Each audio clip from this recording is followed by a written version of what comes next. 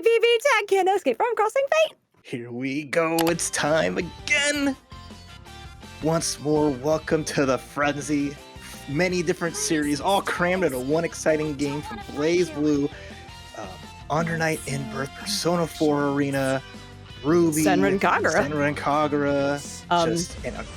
and Akatsuki Blitztank. Just insane amount of characters and such a fun game. Kicking it off, Noel, Chie, Yumi, Seth, and whoa, with that first hit going to the corner, and here we go as Noel is a tricky character to have to defend against, but not one that can get in so easily, but finding a way through, and whoa, getting great damage, getting both characters. Yeah, the happy birthday and the cross combo activation, but what an answer back from Church there, using that 5B to pick up from Yumi. The Seth coming in and a cross combo of their own. Gonna be able to do so much damage in kind. Church really turning it around. The meteors drop it right in immediately just to get out of that corner and give Will some space. Meteors drop again, but the ice just connects, stops the super, and Church with a solid lead here. Seth is recovering a lot of health. Yeah, this is pretty huge, but another happy birthday coming out for Woe. Drops, which was very fortunate because Church could have lost Yumi right there. Nice push block coming out from Church, but Woe doing a good job there. Oh, yeah, go ahead and active switch. Hakumen comes out, gonna switch out to the Noel's, gonna catch Seth again. Yumi on pixels, needs one small hit to take her out. It's a tough spot for Church now in this corner, gets hit by the low, and that is the end of Yumi. Is now Seth has to find a way in, it's gonna activate, and now it's gonna have a little bit of chance, a lot of meter. All right, nice. That's gonna kill Noel. We haven't seen a lot of the Chie, so I'm interested to see how this is gonna work out. Chie can be incredibly powerful, but Seth is so slippery. Say jam! It is gonna kill Church, putting one on the board. As a reminder, BBTAG is and will henceforth be 3 out of 5 because it is a very fast game. So that is one on the board for Church, doing a great job, especially after that kind of detrimental start for her. Absolutely. But always having like Seth as your second character, being able to just be able to use the push block into EX, such a fast EX, and then being able to super cancel off of it in those situations, just make it such a deadly, it's so deadly to try to apply pressure because all it takes is that one little mistake to allow the push block and go in, and Church really recognizing that, using Seth's strengths to their full capability. Oh yeah, we got good Senran Kagura music. Let's go. All right, so no changes, which is pretty understandable. There are a couple people in this bracket who have multiple teams, but I know Church has a couple other characters, but Seth is definitely the mainstay. I'm not as 100% sure about Woe. It is Sunday, so definitely going to be seeing Seth, I think, all the way throughout. Committed to the bit, and nice 5C. Going to connect and go into it for some damage. Game 2, we have 5C gaming, and I know everybody in chat is mad about that. Gotta be happy. But a really good combo coming in from Woe, doing a lot of damage with the Chie assist, and catches the Yumi assist as well. What a recovery from Church, though, and was able to catch the Chie switch with that orb that was on screen. All right, very nice here. Still, Woe with a slightly great tech. It's going to be able to just Akatsuki. It's going to catch Yumi for some solid damage, but the Seth bubble just going to hit. It's going to allow Church to get some nice damage, but small drop just with 5C, and immediately using the drive from Noel to hop over, make the throw with, get some damage in, tagging Seth again. Seth is losing a lot of life, but the punish from Yumi is going to connect. Immediate Akatsuki, and Seth goes down, eating meatballs, a little too full. Tough spot here for Church. Yeah, I mean, Yumi on Resonance is usually able to make a pretty decent comeback. We've seen it before, but that was a really good catch with the assist from, or the persona from Chie. Church trying to get out of here. Yumi is particularly fast, but it gets caught with the Noel assist, and now turning the tables once again. Chie is going to die, but Church is out of Resonance, but Woe only has level 3. Like, that was a nice way to tech, could see that one coming, but the aerial snowbirds are kind of scary coming out of Church. Yeah, right now. So a good spot here from Woes. It's not going to have a life lead, really, as Church can kind of just chill and wait out this Resonance. Gets the 5A, just going to tag the anti-air, spend the resources, extra credit here with that little EX extension, and then just a quick tag on the ankles. Church going up 2-0. Whoa, getting some good hits, getting some good leads. It's just having a little bit difficulty closing out and getting the last big hit on whoever Church has remaining. Right. I that's a very, very good observation. I completely agree. What has been interesting to me in response to that is that Church is really keeping her head in all of this. And as soon as she sees an opening, is able to follow up quickly and cleanly. And I think that's one of the other marked differences in this gameplay. Oh, absolutely. Like you finding like those hits and those spots to get those attacks in defensively has been really setting Church up as a real as a head in this, right? Using those Yumi buttons super effectively. As we know, Yumi's got some of the strongest normals in the game. But those placements, you know, you gotta really have that timing right. So let's see if Woe can try to bring this back some. It's been competitive so far, but they just lacked the defining hit or defining win in the set so far. Really back and forth start, both players doing damage to the other one's current assist character. The Snowbirds are doing a really good job. Church seems to have realized that Woe is trying to come in on Noel a lot from the air and is cutting off that avenue of approach really effectively. Good push block in there to maintain the pressure and then gets hit with the aerial rave. Oh, but the Chie is going to stop the combo. That was a good way to stop it. Yeah, nice counter, and then, the dash punch, just the heavy version, leaning back a little bit. It's going to get a bait, get some hits, but still in a tough spot. And Noel's recovering. There's the cross-up, but because of the air dash, Chie got stuck in the corner. He's going to find a throw reset, extending the damage here. This is tough. Woe has to take this damage, cannot break out of this, or else. No. There we go. Immediately see Seth come out and goes for it with the counter. Wow. What an immediate parry. So that's your quarterback C on Yumi, and she just put that out there so fast and was able to get a very sizable punish onto the Noel. Oh, but this is an answer back from Woe. Could you lose Yumi here, especially with this cross combo? Power GA, but manages to get Seth in just safely. A meaty dogging Astra. Most of the meter has been used for the meteors. Nice clean hit. Seth not with a lot of life in this game. There's the power charge, but doesn't get the extension. Still tags Yumi and finishes her off. But this is Seth. We saw in game one that Seth made the comeback. Gonna be able to pop Resonance and try to command this for a finish. Resonance on both sides. Yeah, you have to be very aware of those orb setups.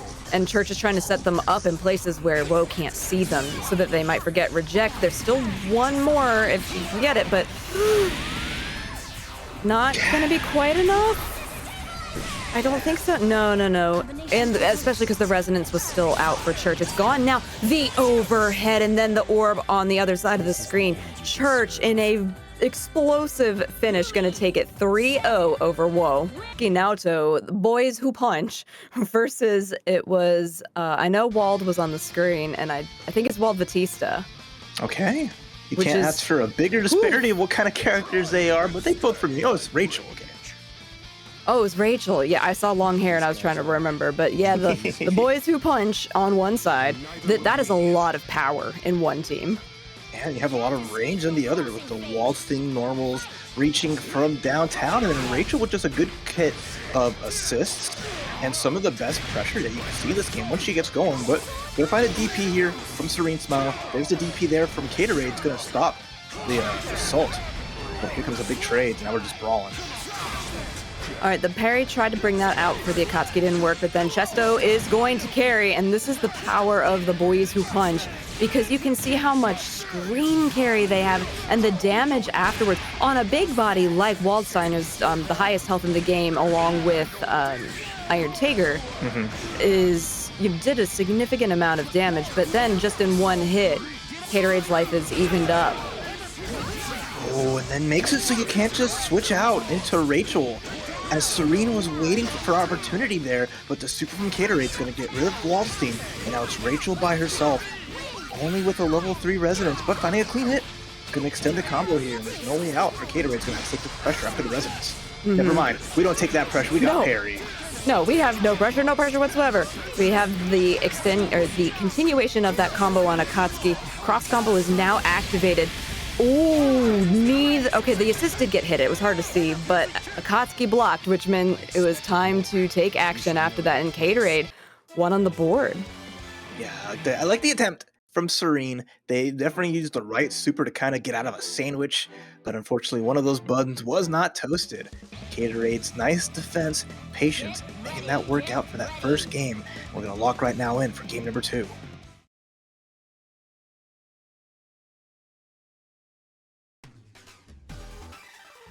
Yeah, good music. Man, the music in this game's so great. Absolutely. I mean, any Uni music goes Yeah. on. And then thank you, Ryazo, for putting Uni 2 soundtrack as well. Happy boo boo to you. Both characters getting diced up, and this is some damage. That was really, really big start for Caterade. Caterade, very well practiced in tournament situations and doing a ton of damage to Rachel. In the background there, went for an uppercut and unfortunately gets slapped into oblivion by Waldstein, but Akatsuki with the crashes coming in now. Right, nice extension again. Caterade's combos just hitting the mark every time. Has a second super to spend. Gonna bring him in now to try to finish off the Waldstein, but just healthy enough to survive. There's the reversal, very slow, but hits very big. It's gonna keep Waldstein alive. We're gonna get Rachel to be the featured character here. There we go, nice swap out. That was a really good cross combo activation, and now we're getting Yi and Nago to help with everything. And now Naoto is out of it. Caterade's still in a fairly good life position. Okay, maybe not anymore, but is doing his best. He does have level 4 resonance if he can activate it, but it's going to be a choice as to when. That was a great time to get to do that. The parry does catch both characters. Going to try and kill Waldstein. Ooh, big mix. What a big DP. Let's get some damage. Yeah, it's so hard to jump over too. You see Caterade trying to get around it, but we don't have air parry in this. So you gotta be a little more mindful. Serene goes for the parry there. It's gonna work out. It's gonna get rid of Waldstein, and now we're at 1-1. Yeah, cross combo is activated for Caterade though. This is gonna be a decent bit of damage, especially with the 6 bars of super that they just built up. So probably will be. Oh, no, but also dropped it. I was hoping for Astral. What a pickup there by Caterade. Okay, there's one super. Gonna extend it with another. The X is in the corner. Oh, no more extension there. Both players one hit away from destruction with great parries. And then George putting forth the neutral. More George. George, best tool in neutral, guaranteed. Oh, hit by everything that Rachel had to throw with that super. But this is now 1-1. Serene really bringing it back. Caterade didn't feel like was in a bad position the entire time, though. It was just they couldn't get that one extension after they had done so many of the moves with Akatsuki, bringing Rachel over to the corner, and it just reset. It was one hit away for both. No, it was so fun. But like just Caterade using like Akatsuki's like very unique tool. Having a parry for his DP allows him to really just negate a lot of the set play and pressure you might deal with other characters, as well as the projectiles too. Using that so effectively just to navigate the amount of stuff that Rachel can put out. But Rachel gets the assist hit. Gonna allow some pressure, but you see the parry come through, but not enough. Serene's gonna find some damage.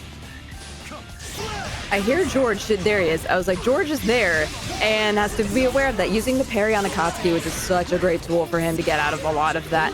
But the active switch bringing from Rachel back to Wald, just trying to get hit. Oh, there was George, and then the pickup from Naoto doing a great job for Caterade here. Yeah, really nice tag. I like that. Caterade finally jumping over the DP, finding that spot. Gonna get a small sandwich. There's the reversal, be able to get just behind it. Nothing personnel, Waldstein. That's huge damage. This is so much damage, yes. Okay, and Caterade can use both supers if he wants to be able to kill this. Does he call it in? Yeah. Get rid of Wald. He's such a big problem. That's exactly what he should have done. Rachel is still at full health for the time being, but one character with level 2 resonance, yikes, stripes. Found that push block. Got a nice grab. That's a huge counter hit. Serene has to be careful. Only level 2 resonance available. Now, big damage coming out from Caterade. It's gonna not be able to finish it here, but it's gonna set up a one touch. We're gonna see a resonance from Serene Smile, see if they can avoid this final pressure and survive. Unfortunately, no, they were trying to put something out and it had too much recovery. Caterade up 2 now in a much faster game 3. Absolutely. I mean, Caterade, just you see how comfortable they are back in the saddle with their hard hitting, just close quarters combat punchy boys. Serene has had some answers here and there. It's just Waldstein being the big body, right? He's gonna be more susceptible to being pressured. Push block is always nice, but being so tall and being so large, it's gonna force a switch out for Rachel at the start, so that Waldstein can maybe have an opportunity to beat his assist. Have someone character that's a little more mobile, more projectiles, and set stuff up just like that. Yes, now the cross combo. Wow, the parry to jump backwards out of the sandwich that Serene had set up. Oh, and now the low coming in from the Rachel assist. So there was actually a lot of small packet damage exchange, nothing super huge yet. This could be the start of something big as Gatorade catches Serene in the air. And what a cross combo, and then the active switch into Naoto. Oh my goodness, what a brave super. Absolutely, Serene tried to get a punish to stop Rachel from taking damage. But Gatorade now taking a lot of damage themselves. And all this bar here from Serene is going to just set up into something with the cross combo. I want to see these bars get used, and that's a lot of meter already spent with all these Georges. There's so many Georges, and you have to be careful. Oh, you are not careful, never mind. And now hit on the backside from the Waldstein, active switches into him and gets the Rachel out of there. The parries are starting to get a little bit aggressive, and I'm getting concerned that it's going to be a problem for Gatorade if he's not careful. Too bad. Gets the unblockable with the uppercut that you cannot air block DPs, and because you were up back against the Akatsuki, nice hit. There's the whiff punish on the throw, and Gatorade in a great spot. We're going to see a resonance here from Serene's mouth because this combo should not be able to kill him. No, but now it the next should situation not. again is going to be the last one. There's the resonance, and there was a burst out of it. It's not going. I'm sorry, not the burst. They were trying to DP it. It didn't work out, and there you go. Punched by the punchiest boy, Gatorade. 3-1 over Serene Smile. Team 40K Blitztank edition coming through from Ronan. Loves the big bodies, loves the big health, and we got the tank. I'm excited. Tank actually legitimately has some very, very cool stuff. Hey, also, thank you for claiming all the codes. There's only 12 left. Keep going. Thank you all so much, and now thank us for this match.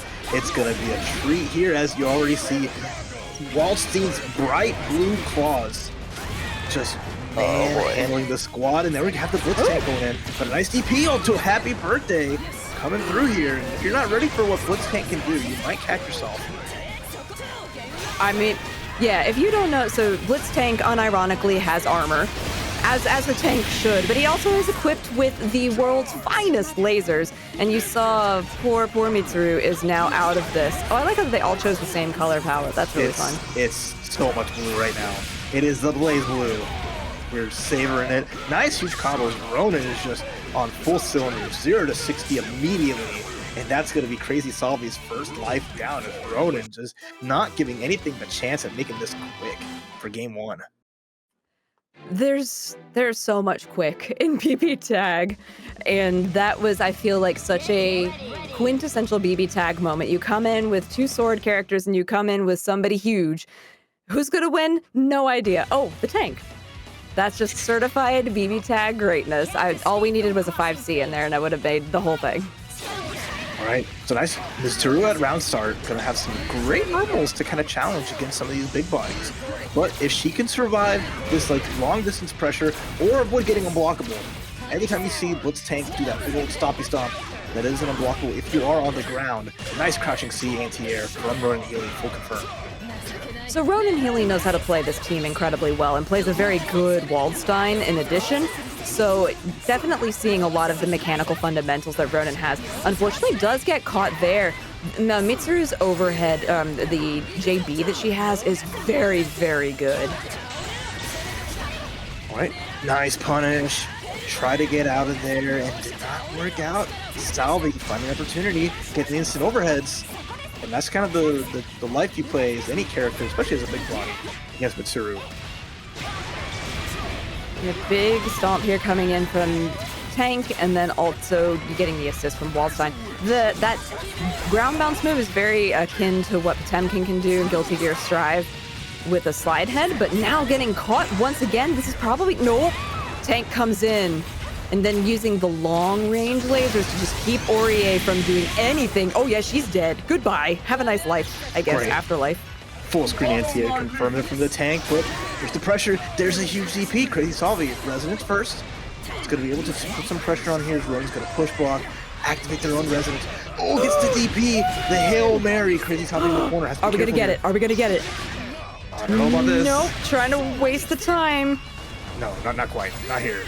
No astrals yet, Not but like soon. this. And Ronan couldn't get one because he only had level 3 resonance, like you had pointed out earlier, Ref. And that is going to be the end of Ronan Healy. I was really hoping for the wild astral, always. Always. You got it, spend it, you know. No point sitting on all that bar. Share it with the audience and the crowd. And thank you, Big Meat Klong Huge, for the sub, with the Prime sub. I really appreciate that, even if your name is unwieldy. Oh, wow, and since that match happened, we've only got 7 Matcherino codes left. And, yo, Risky Sweep with a $10 contribution, the BBTAG, he says. Shoutouts to Risky Sweep, another phenomenal BBTAG commentator, as well as many other things. And good friend. All right, absolutely. Pressure here from Ronan. Finds his setup with the command grab. Is going to be able to combo off of it with the active switch, and tank noises intensifies. A huge damage combo incoming here. Yeah, getting Orie in here, there's that slide head-like bounce coming out from Ronan. I love that he's just like, lasers, lasers, lasers, go in! And then he does, and all of a sudden a ton of damage, but Crazy Salvi is not deterred, getting this excellent corner carry Orie combo, ending it with the Thanatos, and then Mitsuru comes in, stylish as ever. You know, they blocked the burst though. Wasn't able to get the punish, although finds the low. Here we go. Crazy Salvi trying to bring this back around, but again, this is Team 40K. They have so much health. Just getting through it can be so difficult. At least finds the grab. It's going to make a good dent on Waldstein. And Mitsuru regaining a lot of her health back right now. Yeah, this is actually kind of detrimental for Ronan. Yeah, big combo. I feel like Orie is definitely a strong character for Crazy Salvi. Oh, the armor was activated. It's very scary being in there, but Orie has so many tools to get out of there, and Waldstein punished immediately on that switch. Really brave there from Ronan, trying to find a way out. Command Grab Super is going to connect. One of the few characters that has not just command grabs, but just ones that are super. Is going to lead level 2. The big beam, but not enough to finish the job. Mitsuru is still the problem. It's still here.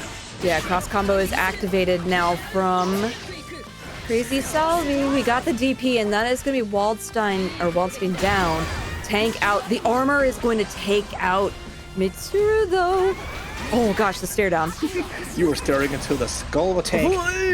Little Oreo just chilling, doing her best here. Yes. I'm doing my part. Big laser combo in the corner. Now look at Ronan. Okay, Ronan just ran out of resonance. Can still probably get this into super. But Orie bounced out of the corner. She's not okay. That is not okay at all. So much damage. Big jumps. What an anti-air finish. Ronan just big chilling in the corner. Half a tank is visible, but that's all you need to finish the job. Is Ronan Healy. Just what a push block into super to really like seal the deal on that round. That was... I like that it was an anti-air and it was just the tank head moving. It's like, yep, that... Yeah, this is actually insane. Starting in our 4th game here, Ronan Healy won away, but a really nice opener there after a lot of oppression from Crazy Salvi. Oh, just gonna throw, I love that. Just canceling the attack into a grab, trying to get cute with it. But Ronan ready, and now tagging some damage of their own. Blitztank has been the star of this for Ronan's team, and it gets tagged here, and Salvi's got the work cut out for him, just trying to get some damage here. Oh, that was really close to being a happy birthday on the side of Ronan Healy, but instead Crazy Salvi is leaving Mitsuru in, which is interesting because Orie seemed to be their stronger character, but they have very solid Mitsuru combos. Those were like combos that you'd see in 1.5 all of the time. This might... Never mind, it's Waldstein. Okay, he's gone now. Took a lot of work, managed to do it, but a hit catches the pushback into the EX. Gonna hit some of this. Nice shit. The shot. Oh my god, the EX beam. There goes Mitsuru. She's out of here. Ronan, what a god. Ronan is so unafraid right now. Yeah, the laser's coming out, doing a great job to try and mitigate all of Orie's coming in, but then was really close, but the armor was activated. Yeah, super it. Gonna take it up 2-2. Stab the tank. Tank stab. Ronan relying a little too much on that inner shot. Just trying to use the armor and just the ability to knock down into super. Just to catch Salvi trying to approach, but all these multiple hits, breaking the armor, getting these anti-airs. try to prevent what happened to Mitsuru happening to Orie, as now we're down to our final game between these two here to see who will be keep moving on in this winner's side. This is crazy. And not just the player. Anyway, getting into it, I am actually very interested in this first. Holy $500 contribution! Thank you. Oh my God, Renaissance! You're amazing, and the players appreciate you. As now they're gonna fight even harder, knowing we have half a G in the tank for our top 3. Yeah, that puts us at around, actually I can tell you exactly, $742 in this pool for the BBTAG. For the BBTAG, it's so awesome. If you did not enter today, hopefully you're not scratching your head at home because you're missing out on a wonderful tournament and experience, and also the big tank shot double super.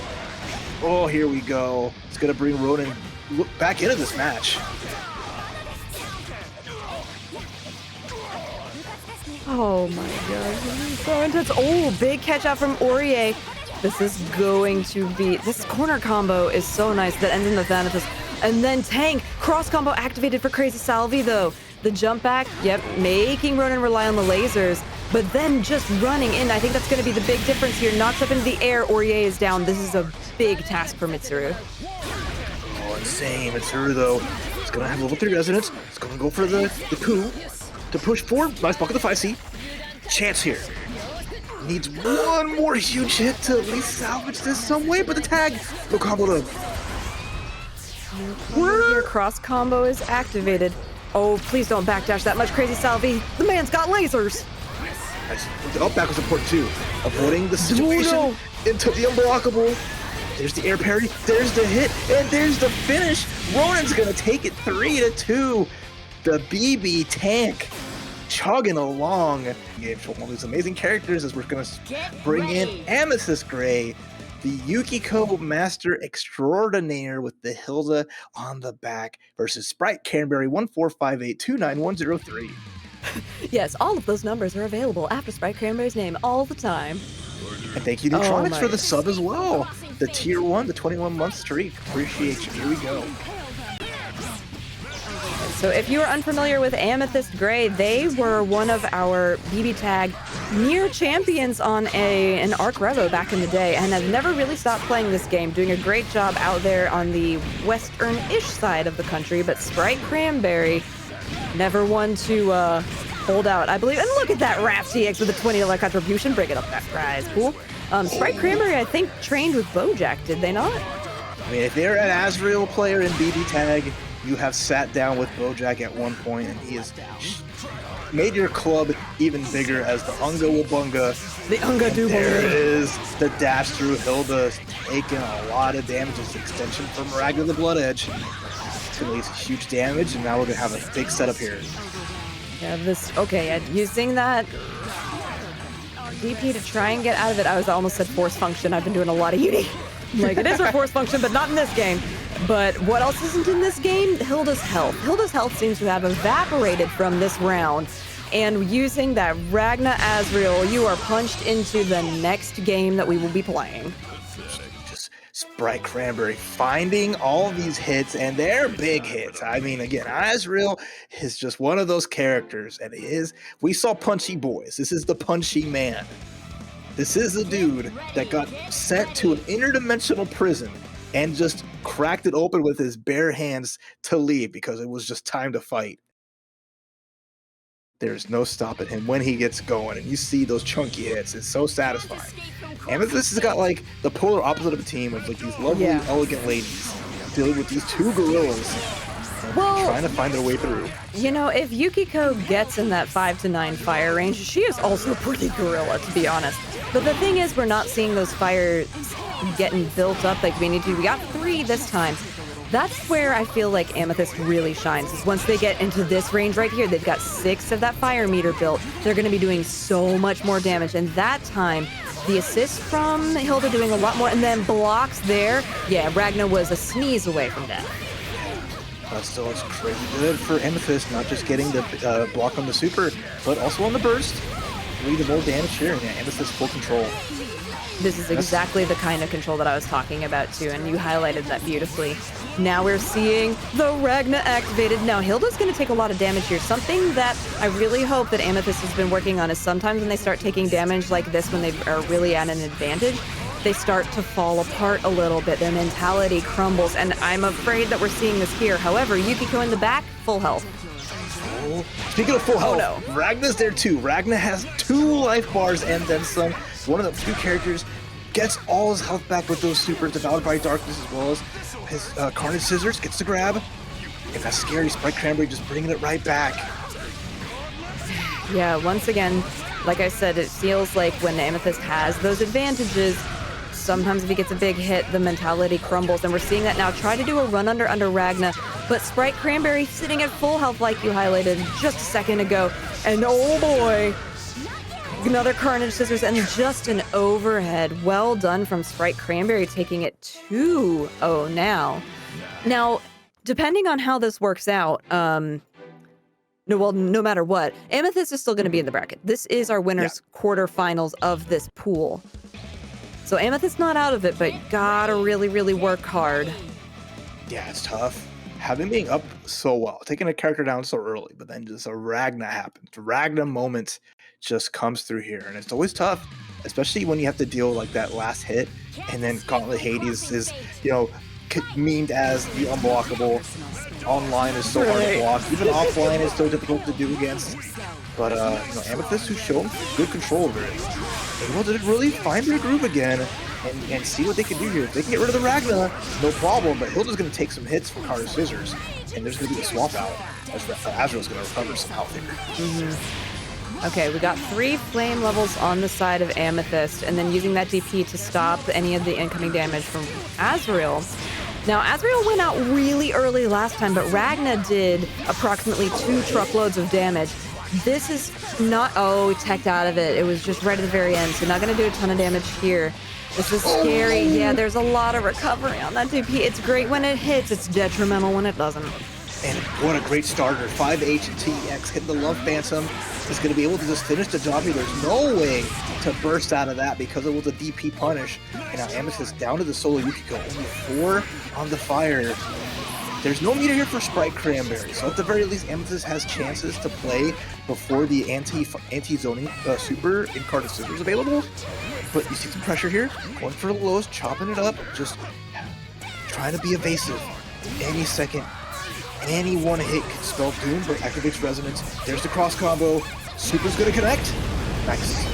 Yeah, that was actually really great. He was able to get Azrael out of the way and get some of this damage on to Ragna. We're still building up a lot. Okay, there we go. That was a big, big win for Amethyst, but has to be so careful. Azrael can absolutely come back from this.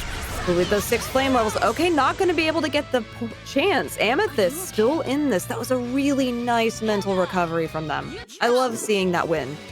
It's great. It's great. Going down 2 like that and just bouncing back, maintaining just the composure and building back on that. A nice, shake your head, slap yourself a little bit, splash some water on you, and say, don't worry, I've been here before and I've broken out of it. So really well done, especially considering that Yukiko at that point, some of the best chip out that you'll see in a lot of characters, all of the specials from the persona all count as specials. All of those hits do chip damage, and they will just burn through your health without a problem here. So really well from Amethyst, just using that, making sure that the push blocks weren't really effective either, because it's very hard to push block the persona as well, since they're very unique in how you can defend against them. So Sprite Cranberry, though, still up 2 games. They know that they can take some games off it. They have to finish out, but it's not going to be any easy. No, definitely not. So let's see the opener here. I was going to feel like this is explosive, but Amethyst choosing to put themselves in the corner pretty much immediately. Not the world's hugest deal, but still a little scary. Oh, there once again, using that DP, has so much recovery. And you can see Sprite Cranberry just walked, did not even sprint to get behind. And the gauntlet of gigantic damage is here. I mean, there's a strong possibility Hilda's dead. That was so close. At least barely alive, though, and that's what counts right here. So Amethyst keeping their very important second character available there. Oh no, calls the assist, despite Hilda not really having much life. Tags him. Nice jump with an even better DP. Okay. Amethyst is really playing dangerous here. Especially because there's no flame levels on Yukiko. Yeah, I mean, they're going to lose the Hilda if they're not careful, like you were just about to point out. Fire comes out and then does get a little bit of a carry after the assist coming out from Hilda. Over into the corner. Yeah, the nice try. That's what I was about to say, buddy. But then just the swap out. Using the Azrael assist takes out the Hilda, and now it's level 4 resonance at the very least. So massive amounts of chip can be incoming after Amethyst plays this right. Gets a clean hit as well, but too far for a full combo. Super's out. DP? No, both are tagged. Oh boy, okay. Now what? Oh god, this is so much. Okay, Yukiko does have the 2 flame levels. They're both burning their resonance. Oh boy, there could be an Astral on the side of Azrael. Does he go for it? He has to find his way in though. No, he can't get there. Still a 5 bar though. Can be very explosive. Doesn't really have the tools to get out. Just like Blackhawk Stinger is not really known for breaking through projectiles, and Amethyst stays strong, puts the gorilla in the cage, and just again maintains their composure, maintains their lead. Threw Hilda away and said, okay, I can just do this with Yukiko, my beloved character, my ride or die. And now we're down to game 5. This is really intense. I'm loving seeing how cool, calm, and collected that Amethyst put themselves in after that set. It was the 3rd game. The 3rd game where they were down 2, there was a lot of like, oh gosh, struggle sort of a thing. It's so cool to see players who have grown an incredible amount over the past couple of years and just show off that mentality and the shift and being like, no, I grew up a little bit. Look at me. It just makes me really happy. No, yeah. It's good to see it. Year after year, playing the game you love, growing as a player, and really just shaping up to be thrown into these crazy situations and bounce it back as strong as they have. And now we're going to go into our final game here to see who will keep moving through this bracket, who will put themselves firmly into a top 16 berth here at Tampa Never Sleeps. Will it be Amethyst? Will it be Sprite Cranberry 145829103? Let's go. I don't know. Now, if you don't know Amethyst, Amethyst has been a Yukiko specialist since pretty much minute 1. It's always been the secondary character that's changed, and that's why you might be seeing Yukiko thrive so much more than the Hilda right now. Now, Sprite Cranberry doing a whole lot. Oh my god, did you see Yukiko just be like, hee heals? Ah, that always makes me so mad. Yeah, we see there too. Nice usage of Azrael being able to kind of absorb projectiles, throw them back at you. Ooh. Yukiko avoiding. We're seeing some anti-airs, but the Persona helping put some pressure and saving the day. The DP works again. But that a 5-more punch. No, nothing there. Yeah, getting a push block there. 1 fan coming out from I'm sorry, I was about to use the other name. Amethyst. Yeah, just trying to get this little bit of sandwich, like this triple sort of blocking situation because you do have a Persona-based character. Coming out, are we going to get the axe switch into Hilda? And then a cross combo once again, just trying to get anything onto this Ragna. What a shot, but the Azrael comes in. Yeah, using the burst just to get full screen. A really good tool against Hilda. With all her range, that at least always will cover wherever the main character is. But look at this space AmethystGray is playing at. With a big lead too, the jump seat's going to work out. Ragna's going to take some hits. Arrow takes some hits. It's all down to Ragna, but this was a comeback we saw from game 1 from Sprite Cranberry. There's the DP. Nice call out here. That was a big call out. That was huge for Sprite Cranberry. Good blocking. Gets a hit. Yeah, but other side. Devoured by darkness, but doesn't work. No, it does not hit the assist character. Yukiko can finish the job here. Amethyst, the 3-0 comeback over Sprite Cranberry. Staying solid, staying strong. And Ragna falling even with that big hit. What a reversal. Enjoy it. Savor it. And then let all your friends know and let the TOs know you want to see some events. So we're going to see, this is BEPaw's team, the Hilda 9. This is the one that they've really made a name for themselves on. Although they do have a Hilda Chie and a Hilda, usually other things. It's always going to see the Hilda against Yumi Yukiko, the fan club. But what an instant start getting a big hit onto the Yukiko assist. And just, if you don't know Hilda's mix-up patterns, you're in deep trouble. Yeah, but we have Yumi's always such a good character though. Great normals, good zoning on her end too. A lot of solid tools to try to at least like wait for that opportunity and force it. Gotta do something here. There's the 5A, the great equalizer. That button, it slices, it dices, anti-airs, pressures, no problem.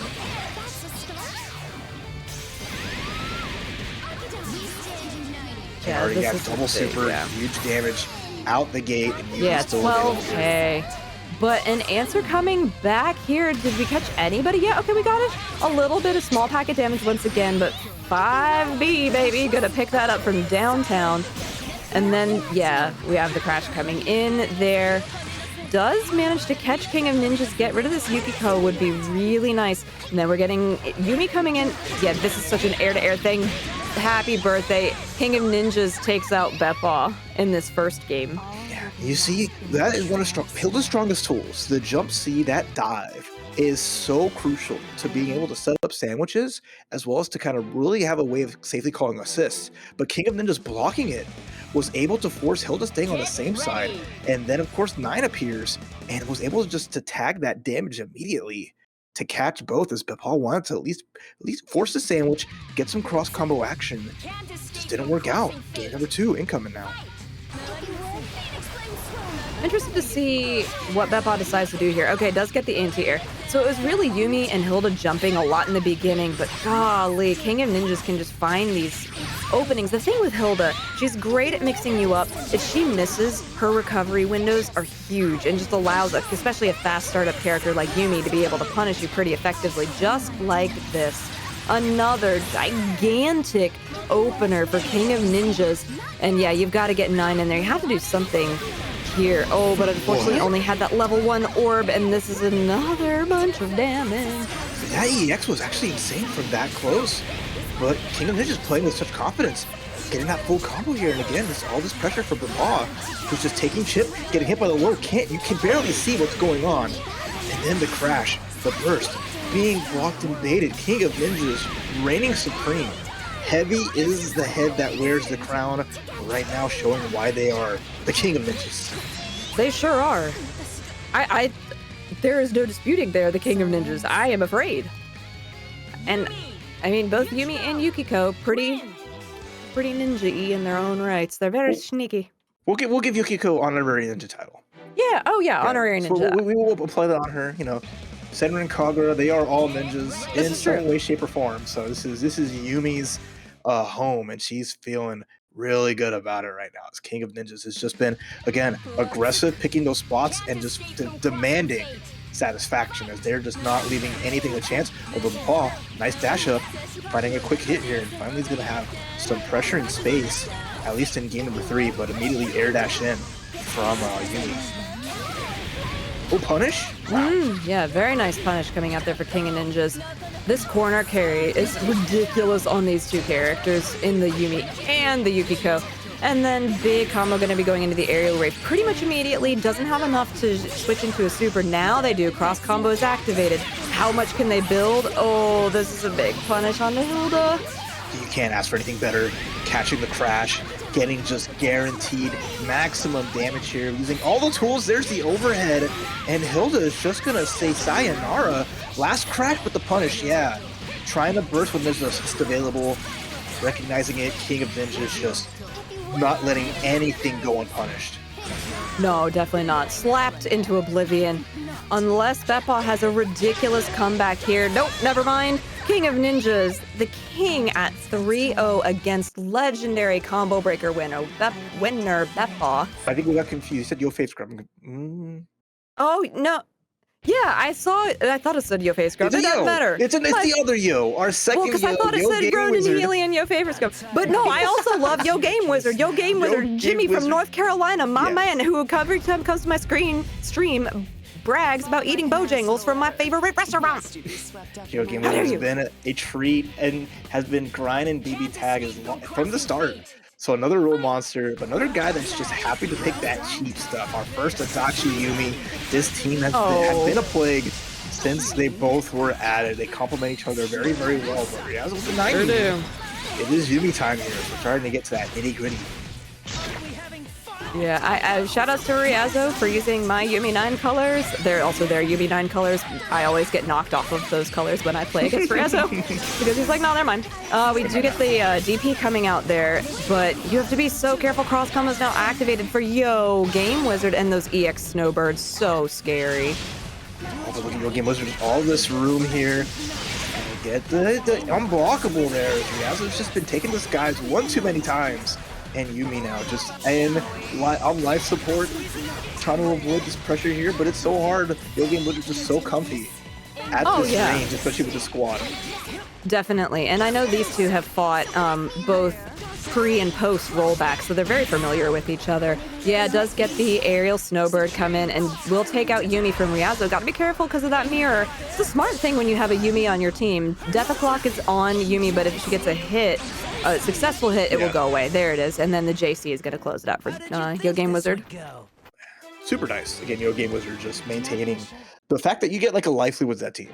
And then just really be able to keep that space because not a lot of characters combinations could really deal with the amount of just stuff on the screen. The beams and then some from the Adachi Yumi kind of shell. So yeah, like I mean, 9 has her power once she gets going and has some of her pressure, but like at that range hasn't really been that effective with Yumi being the point for Ryazo. Yeah, getting that BZO immediately on opening is YOGAMEWIZARD. That JC is so deadly from Yumi too, the high-low, and then the cross combo coming out. You have to be so careful. Yeah, okay, that was really a good switch there from Ryazo, and the immediate cross combo as well, using the assist from 9 to try and get something, but YOGAMEWIZARD looks like he is straight, just chilling. Like, it just doesn't even look stressful right now. I mean, yeah, I'd feel the same way, being such a great player, playing a great team with such a solid combination, as Ryazo's just trying to find something, finds a little tag on Adachi, who's less than half life. This is a nice spot here, as Ryazo can kind of hold this neutral down pretty effectively now that they have the life lead. They can kind of play the same game YOGAMEWIZARD was playing in game 1, just staying mobile, staying cautious, and just getting these hits. Nice confirm here. Gonna try to step on unblockable. Let's see what we got. Yep, there it is. There's the unblockable, and then the Yumi assist coming out to finish everything out. In case you don't know, that one little corner combo when you have the Morganite out and you jump, that is unblockable. Sorry, you hit. Big combo carry here from Ryazo. Oh, but again, unblockable setup, and unfortunately, because there's a startup delay on the side of Adachi, and that super, it got him, and that puts Ryazo up as well. Yeah, and that's the power of that. Any 9 base team is once you get those solid hits, and only so many characters that can maybe deal with the unblockable is just as the seed comes out, hits low, and then you can really just set up with the right assist, the overhead hit, and then just loops into itself so consistently. So that's kind of why YOGAMEWIZARD is happy to kind of keep their space when they're able to, because the last thing they need is 9 getting a hit, being put in that corner, and just having to deal with just some of the scummiest stuff you might see. Clean hit though from Ryazo. Here we go. Yeah, also real quick, thank you Ronan Healy for the $50 direct contribution. Don't play as much anymore, but still the best game I've played since Marvel 3. Thank you. We are over $800 in our Match Arena prize pool. $812.50 for the Blazblue cross tag battle in 2024. And meanwhile, Ryazo just putting on a clinic here, as game 1 is just an afterthought. As now Yumi 9 just looking magnificent, gets the hit on Adachi almost immediately, and just as strong as YOGAMEWIZARD was in game 1, is just faltering, not in the problem of their own. It's just that, in some fighting games, you get hit once and you're just going to be put in that blender, and all you can do is just shrug and be like, oh, that's the BBTAG. That is the BBTAG. That's actually kind of one of the things I love about BBTAG, is it is so explosive, and sometimes you just have one of those games and you're like, yeah, that round was mine. Thanks. Let's see what YOGAMEWIZARD has up their sleeve, if anything, with the Yumi Adachi. But meanwhile, Ryazo with the Yumi 9 is really showing some great adjustments. Reject coming out immediately, and then, yeah, crashing in 9 so that you don't want to take any more of that damage. Yumi's at half. All right. At least a bit of a start, but now what do you do here? YOGAMEWIZARD's not going to have like the crazy unblockables that Ryazo has, but again has just like the amazing neutral, as you see. The Zeodyne's going to connect, and it's going to let Ryazo have to be patient until they just dash out of the corner, and now the tides have turned. What a scary spot to be in here, taking all this damage on both characters. Yeah, this is big. Oh, the death clock does go off. Oh my god, 8.9k on both characters. Reject comes out. That was actually a big turn of the tides for Ryazo. Yeah, and interesting to hide the DP in there in the BZO. This shouldn't kill. No, and now we're gonna get, okay, now it is. That was a very good way to use the assist to extend the combo. Super good. None can do it, but gotta be careful. Oh, never mind, gets tagged. It should be able to at least get some maximum damage here. Needs one more bar, and it's gonna get it. So super here, no problemo. We're tied up 2-2. Go through a game number 5. Who will make top 8 between YOGAMEWIZARD and Ryazo? As both are just like, they're just playing to see who can they shove in the corner first, right? They're just bullies. Yes. Trying to put the nerd into the locker. I was about to say the same thing. I was like, it's locker time. We got to put the loser in the locker. And everybody's on there now. Yeah, they're just taking turns shoving each other in the locker. They're like two nerds that are just role-playing. Who gets to be the bully here? And now it's down to our final game. Who will stay locked up? I mean, Adachi looks like a guy that you want to shove in a locker, to be honest. Oh, yeah, for sure. Unless he shoves you in the locker. He's kind of sneaky that way. The BZO hit immediately. Poor Ryazo in the corner. Sorry, Yumi. It'd be like that sometimes, girl. Oh, the low A. Get to hit him low as Ryazo is not watching their ankles here. It's a little wary to go for the crash. Manages to get it out there and get 9 in, but 9's gonna have difficulty with her unique movement. Kind of, she can float around like these projectiles, but she can't really just like blaze through the snowbirds. And you see YOGAMEWIZARD just kind of happy to just keep this space. Nice confirm. Very good catch. That low on the toes as 9 was falling into the immediate super. What a great confirm for YOGAMEWIZARD. Coming out here and probably, yeah, okay. I was going to say, if there's not a crash, it's going to kill 9. But did manage to get her out of those snowbirds. And then the EX snowbird, so scary. Oh, it didn't end up working as it only hit Adachi. This is actually really scary for Ryazo. Insane blocks though. YOGAMEWIZARD defended through all that. Gets the push block. Even more blocks here. There's the DP. It's actually going to connect. And YOGAMEWIZARD with the lead. There comes Adachi. He's going to do some zip zaps. Ooh, yeah, there goes 9, and that's it. Yeah, the assist from YOGAMEWIZARD's Yumi killed the 9 and then was able to active switch into it. Great stuff from YOGAMEWIZARD. Going up against Team Big Bodies version 2 as Blitztank and Waldstein for the one and only Ronan. Loving those big burly dudes, but the scary part is the two characters coming out the side of YoFavScrub are so good at just closing the gap, applying pressure, and not giving you any room to breathe. And we have G-Tech not giving us any chance to blink as they drop $25 into the match arena, putting us ever closer to that elusive $1,000. Thank you, G-Tech. Oh my god, yeah, thank you so much for getting into it immediately with a cross-combo activation from Ronan. Active switch into the tank, lasers come. Yeah, there's Ruby Ragna. I've seen this movie before. You might not have a tank in a second. Yeah, I mean, at least he's got a healthy tank. He's made us some strong stuff. But right now, the errant parry, the DP from Blitztank, getting baited. YoFavScrub just happy to blend. Oh, happy to blend every day. And the assists from Ruby are really good for YoFavScrub, especially against these big body teams. Yeah, using those gumballs to get out of there. Mick, thank you for the $20 contribution. Appreciate you bringing us ever closer to $1,000 for BBTAG. And then YoFavScrub is bringing us to the corner. Yeah, oh, here we go. It's gonna go for a nice crash. Immediately seeing the sandwich come out and just finding a way around it. There's the 5C. Nice blocks here. YoFavScrub getting tagged though. Landing in. No big combo there, but finding an opportunity. I want to see Ronan really maximize there. Setting up the unblockable, but Carnage Scissor's gonna deny it. Good call from YoFavScrub. That was a really good call out. Yeah, tank done. Bouncing, just trying to set it up. Oh, there we go. And then just the immediate touch from YoFavScrub. Going to be able to do these gun blast resets and then super right out. If it doesn't kill, it doesn't matter because there was 2 more bars still. YoFavScrub showing how these 2 protagonist characters that have been in it from the very beginning had a lot of synergy and still do.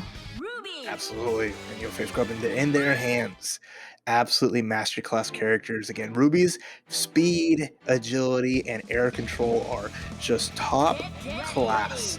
I mean, there was a point in BBTAG where the major winner, even throughout different patches, it always featured Ruby in some way, shape, or form. YoFavScrub is keeping that dream alive here. Ragna too, just, you know, a very strong character. He's got some just amazing buttons, and the fact that this character has like 2+ life bars anytime you think he's gone, being able to just get all that health back no problem makes it even more difficult, because like, yeah, team 40k is a healthy team. Ragna's got probably more health than both of them sometimes.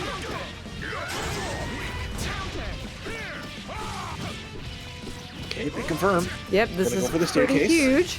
We're climbing, we're getting our steps in into more pressure, but a good block from Ronan on the reset. All right. Big hits coming here. Oh my goodness, this is... Oh no.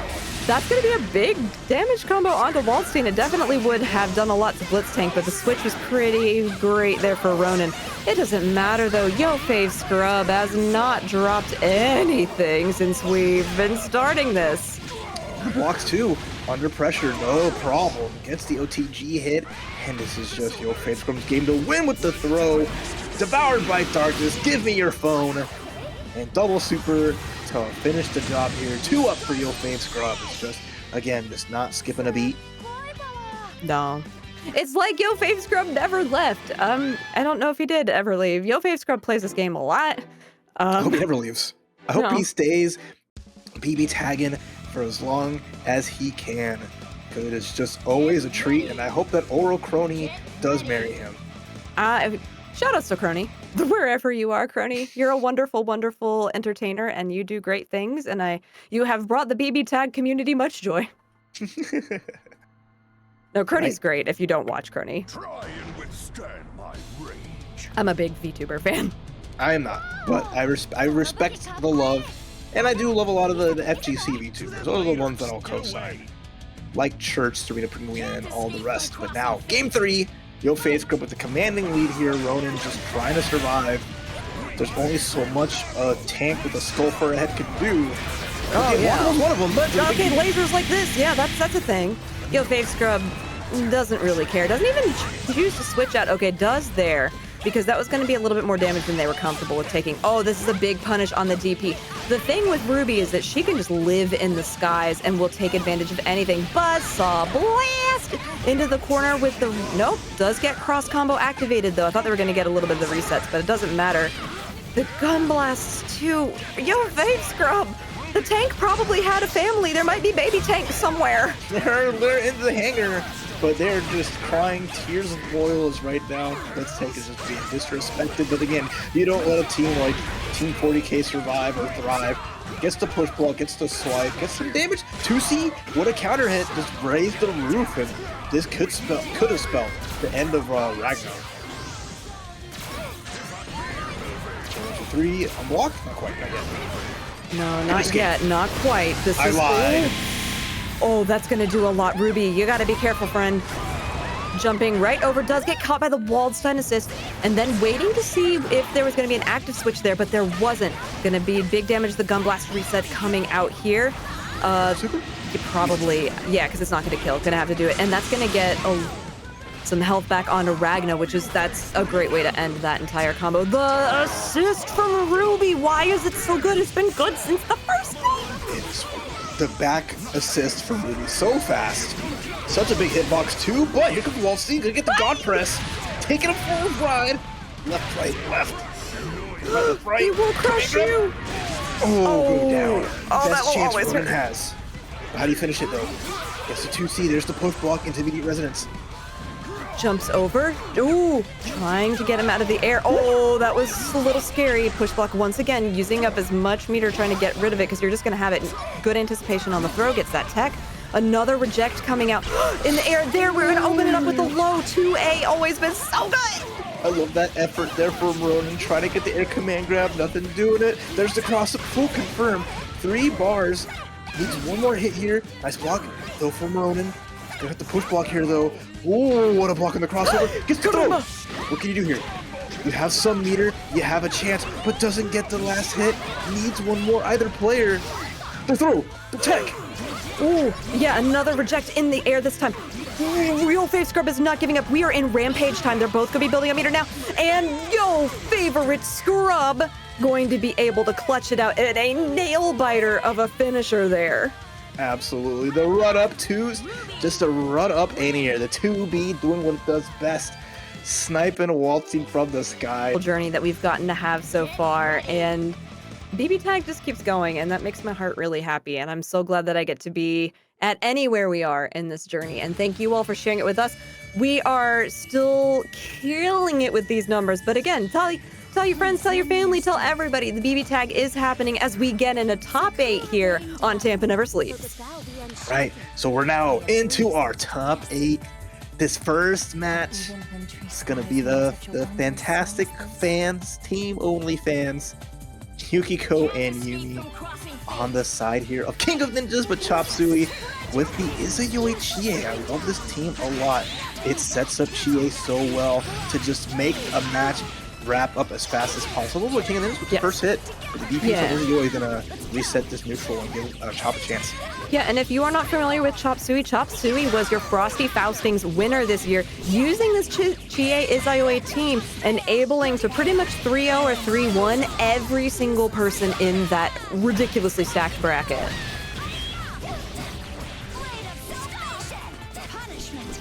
All right, Izayoi connecting here.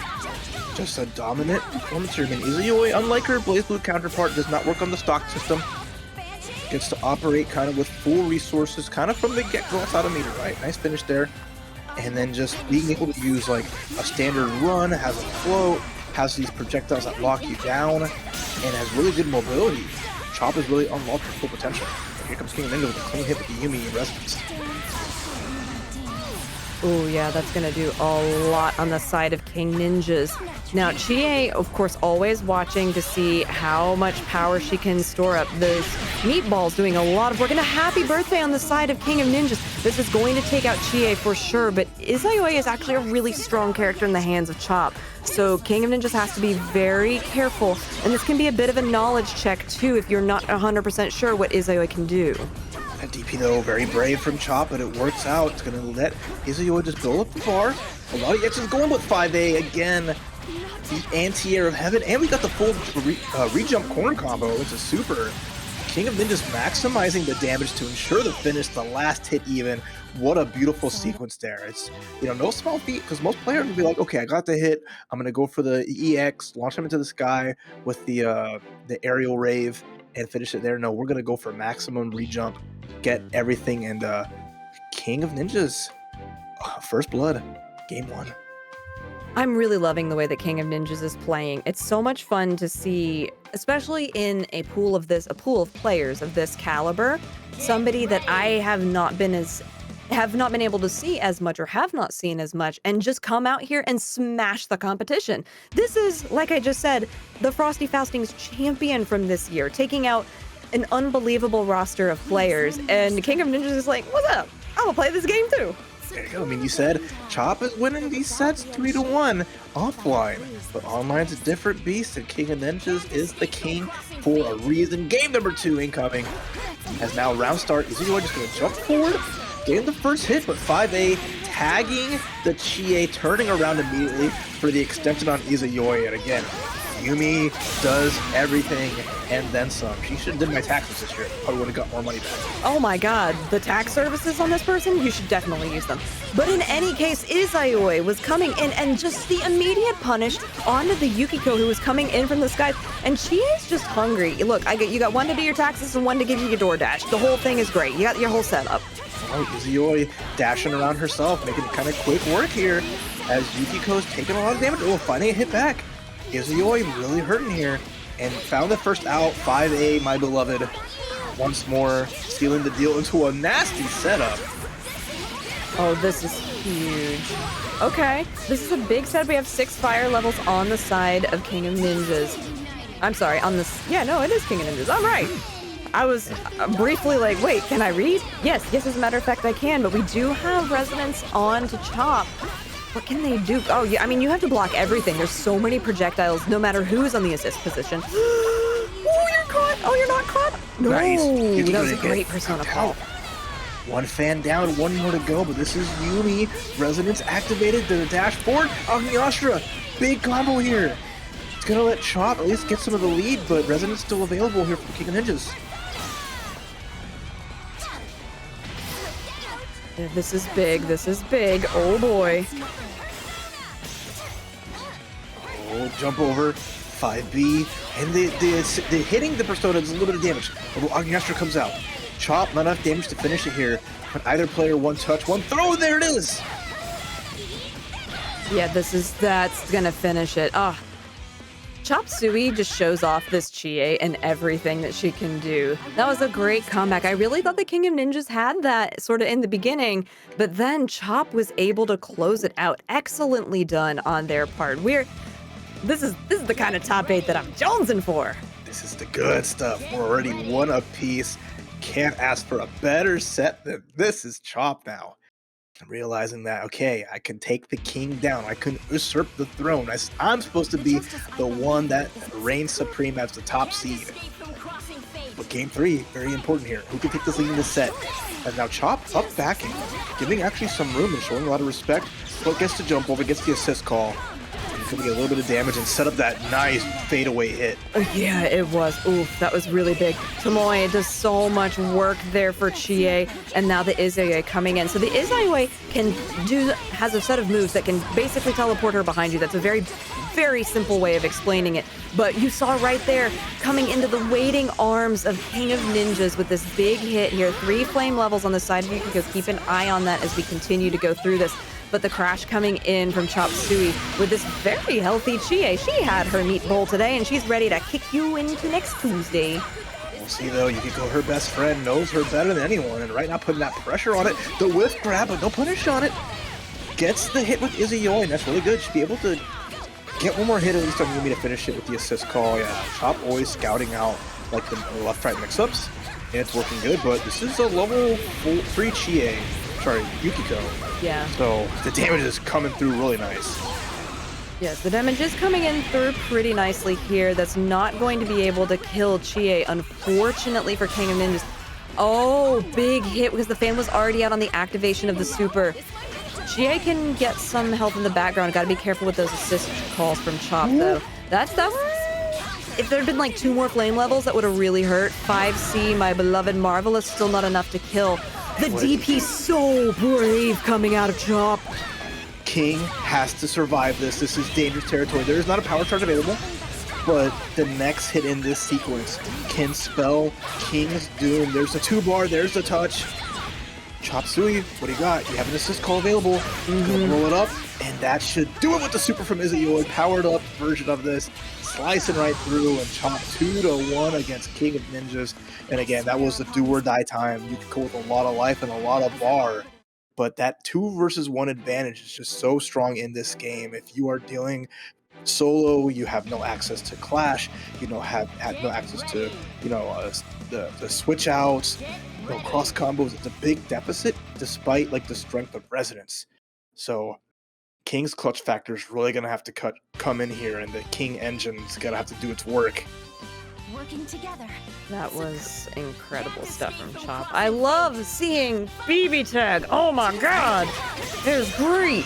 And we're getting started in this game 4 here with a pretty explosive start from both players, doing a great job here. That was so close to being detrimental. So the parry had gone up on Yumi, and it had just worn off by the time Chopsuey got there. Cross combo is activated. Yumi's still taking a ton of damage, can't get out of it. That has no resources available now from Chop. But now a cross combo from King of Ninjas does manage to get Yumi out of there safely and putting out some damage onto the Chie, which I feel like is, despite Izayoi's incredible presence, Chie is the problem character for Chop. Oh, absolutely. But now that brings Izayoi just to let Chie get some breathing room, get some health back. They're working too well. Yukiko a little jealous that Chie got a new best friend. With him taking it to Izayoi right now, right? That is, we're mean girls here, okay? Yeah, definitely. We are in there. We are swimwear. We are mean girls. On Sunday, we wear pink for TNS, obviously. Now, that only hit the assist character, but it doesn't matter because... Oh my gosh, just in case there was fans in there. We'll talk about why that matters later, or not. It does not matter right now because, oh my gosh, Izayoi is carrying Yukiko to the grave, potentially. What a punish onto Yumi. The super was out. That is exactly how you punish that situation. Now, on this level 3 flame, Yukiko, push block immediately. Stop! Gotta hit the top, hit the assist, save Resonance too. This is King of Ninja's best chance. A lot of health back. But the tag, the crossover, the dragon kick, and the finish chop. Sui chopping King of Ninjas into tiny bits to make it to the winners finals here at Tampa Never Sleeps. The top seed for a reason. No jokes. YoFavScrub's Wednesday night fights are one of their other big winning teams. The Carmine with the Hakumen. This is a team that we've seen before other hands that has done extremely well, and YoFavScrub brings it out super well. Well, you better not bore me. You're gonna change your name to J Gotcha Wizard. Oh, BZ. Then you would also be in competition for my favorite wizard. But here we're going to get started now. Yeah, I haven't seen YOGAMEWIZARD play any other team really in competition probably in 3 or 4 years. But my goodness, the Carmine coming in. What do we have? Oh, that was a good catch with the Adachi assist. A lot of times we're used to seeing the Carmine with the Yang on the side of Ryazo, who also played, Hakumen Merkaba. So they definitely had, we see these characters with other players, but YoFavScrub bringing them back, bringing them together again for this really fun team here as YOGAMEWIZARD. Keeping it pretty even here, despite Yumi taking a lot of damage, is now Hakumen, who's getting sliced up by the crooked detective. Yeah, good hit with the Snowbird's assist coming in now. Yeah, this is going to be a decently sized combo. He's not going to be able to build up enough bar for there to be super. Yeah, he's going to have to jump out of there. Cross combo is now activated. Using the BZO to cover everything that happens. Yeah, we're going to get a crash coming in.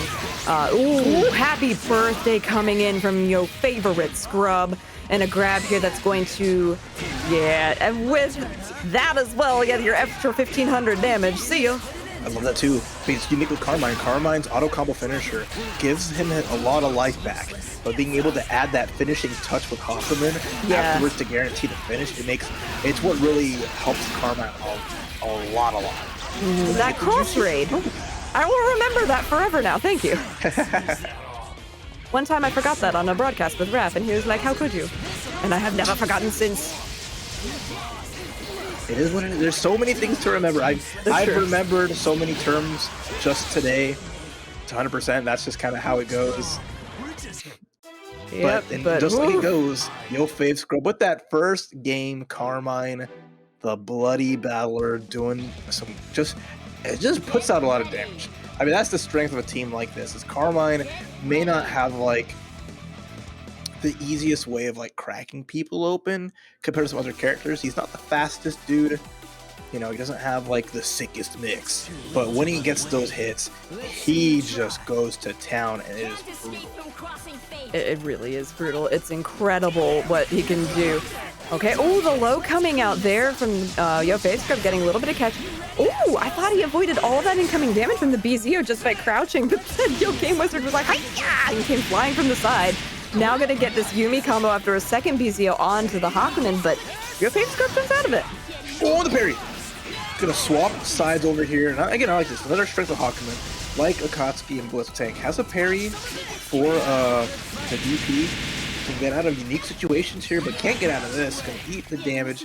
Gonna find the way to crash and clean hit. YoGameWIZARD woke up with a button, paying the price. Big nice lows. Yeah, those lows were great. Gonna be able to get the super. That's the end of Yumi.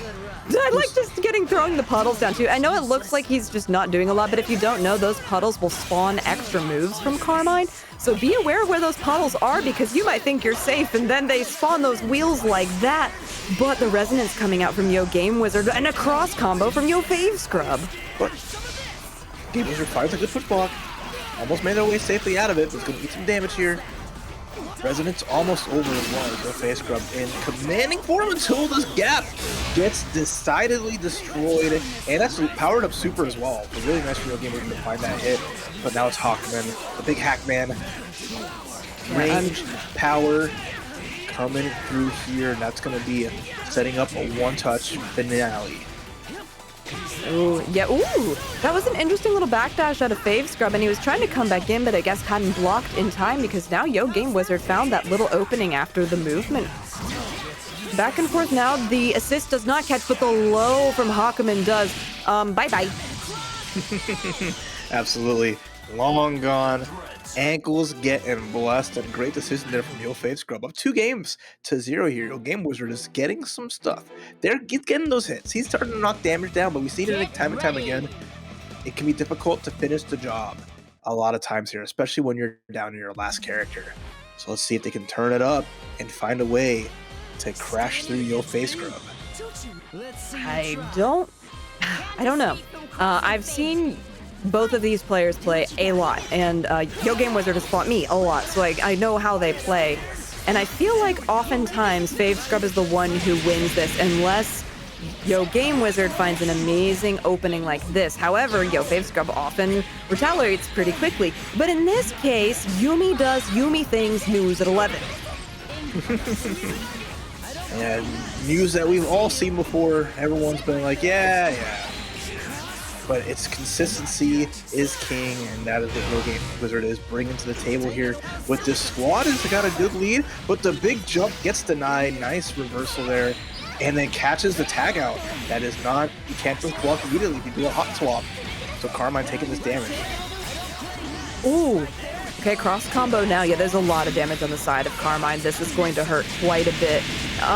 Wish that he could have supered. That would have been great for the meter, but doesn't have any. YoFavScrub does have 5. Oh, the parry super, my god!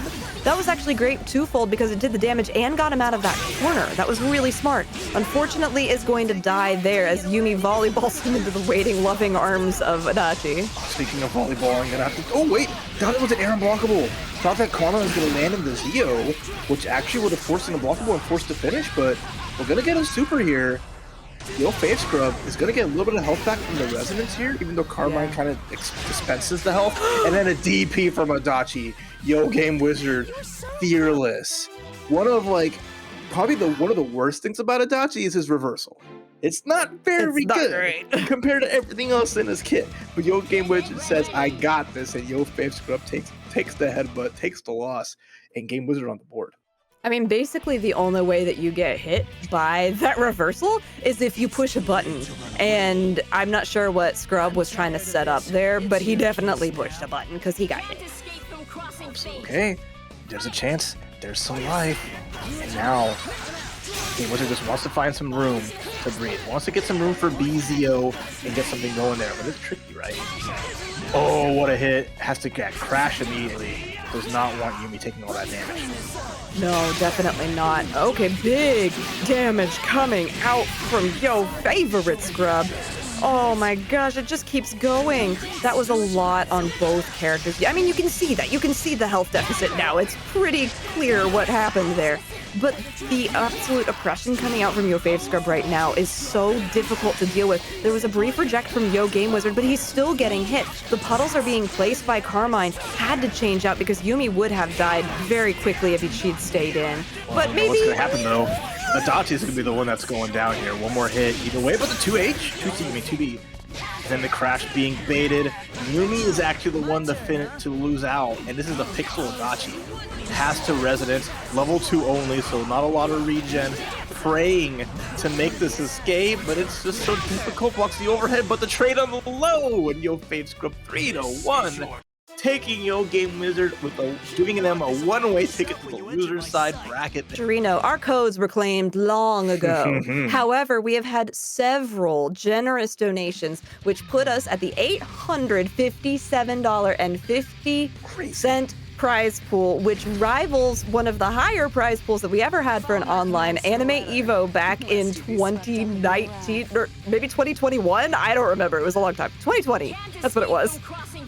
It's just so fun to see, and here we go. We're now to the loser's side. Here we go. It's time for hearts to be broken and runs to end as everyone's last chance here. Ryazo with the 9 Yumi. Going to the sky on screen. There's Susan Oni, BEPaw. A really interesting character. once developed and figured out, I love seeing the power they can do. Such a very tricky character. A lot of interesting tools that flow super well once you can manage to control it. Yeah, Sky has been on this team for a very long time. Really one of the pioneers of Neo. And you can see right now, the character that a lot of people were like, oh, well, she's cool, but she doesn't do a lot of damage. Sky said, hell, hold my umbrella. I got this. And has just been soaring through ever since. And again, you can see it here, because Sky does the vast majority of their damage on this Neo. Going to be able to close us out with a double super on to the 9. Yumi, what you gonna do, baby girl? Get thrown. Nothing, get thrown! Just get gripped. And Susanoo, big Susan. We have not seen, again, we didn't see too much of Susan today, but they've been in the BBTAG circuit, they've always been a menace in the right hand. The character just absurd damage. Unlike his Blazblue Central Fiction counterpart, does not need to unlock his abilities. It is absolutely just a monster who is, not quite a big body, but is a big character. Has a little bit of slowness when he starts his run, but with the being big and the awkward mobility aside, you cannot let him hit you. You can't let that character get his grubby mitts on top of you, because it is just absolutely miserable. It really is.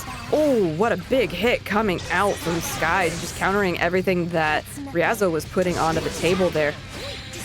Okay, Yumi starts off. This is going to get the first bit of significant damage onto the board from Ryazo, which is great starter compared to last time.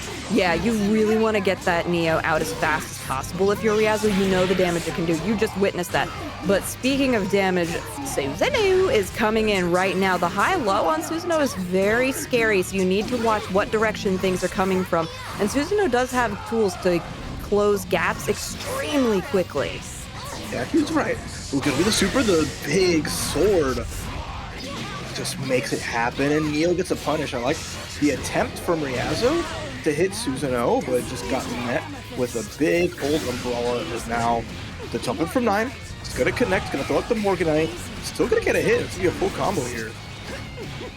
This is big. That's going to do a lot, but the Neo comes in. Resonance is activated. It's only level 3. That's important just for a number of different reasons. Power levels, time, things like that, in case you're unfamiliar and you're just seeing BBTAG for the first time.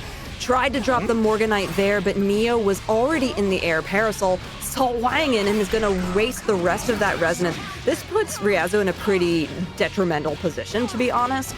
You're going to be able to carry back into the corner because that side switches, and then get the active switch in on Susanoo. He's got plenty of bar to do this. With this second super, you're dead. Bye. Yep.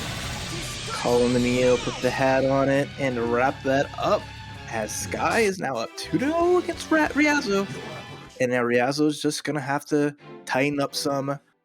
One last game to keep their hopes alive here. The goal is that top 3. Goal is to get the big win, right? But you also want to get in the cut to take a chunk of that Bojangles dollars and Bojangles plus that we got going on in the Metrito prize pool. But it is a treat to see Sky, Canada's finest, showing off this Neapolitan. Whether chocolate, vanilla, strawberry, doesn't matter which one you like, but you can have them all. Oh my goodness. Yeah, you just get everything. This one reminds me of like chocolate cherry, and I think that's even better. Big hit coming out here from Sky. Yeah, crashes in the Yumi. As a Yumi 9 player myself, I feel like Yumi is the one who is really strong, and then 9's assists help you out a ton.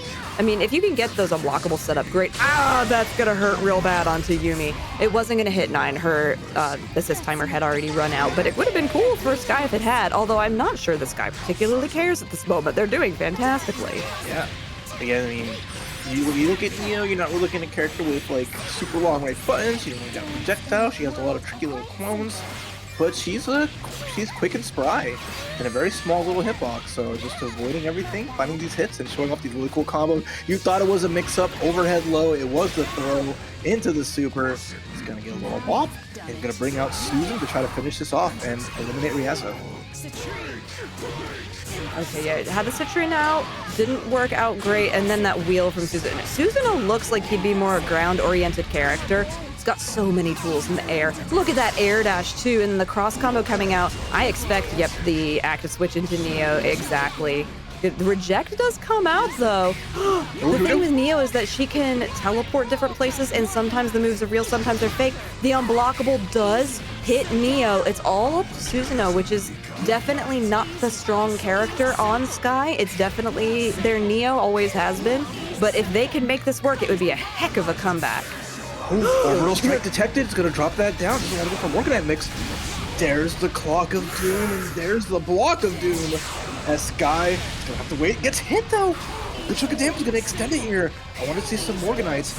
At least force out the Resonance here. Yeah, there's the Morganite. Okay, yeah, just blocks it. Ooh, and that GP was huge. Yeah, the overhead, too.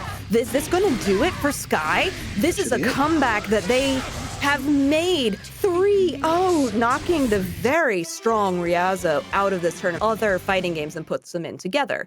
So, but if you've not played those games, I think the BBTAG did a spectacular job adapting all of the individual systems from Persona, from Uni, from Blazblue, from Arcana Heart, from Akatsuki Blitztank, from Senran Kagura. The Ruby characters were brand new, and making them in an almost even playing field that ended up working out pretty beautifully. It's really fun. Again, it's just like you make a system and you throw everyone in the blender and they all just mesh. Some better than others, but it's still a lot of fun. So it's okay. BEPaw gonna have the Akatsuki here. 9 has been put to the side on the bench. The Sonic gets a big hit with Heart. I know Heart. Now you're gonna get to see just kind of how brilliant it can be with the wake up throw. Except for BEPaw, interesting.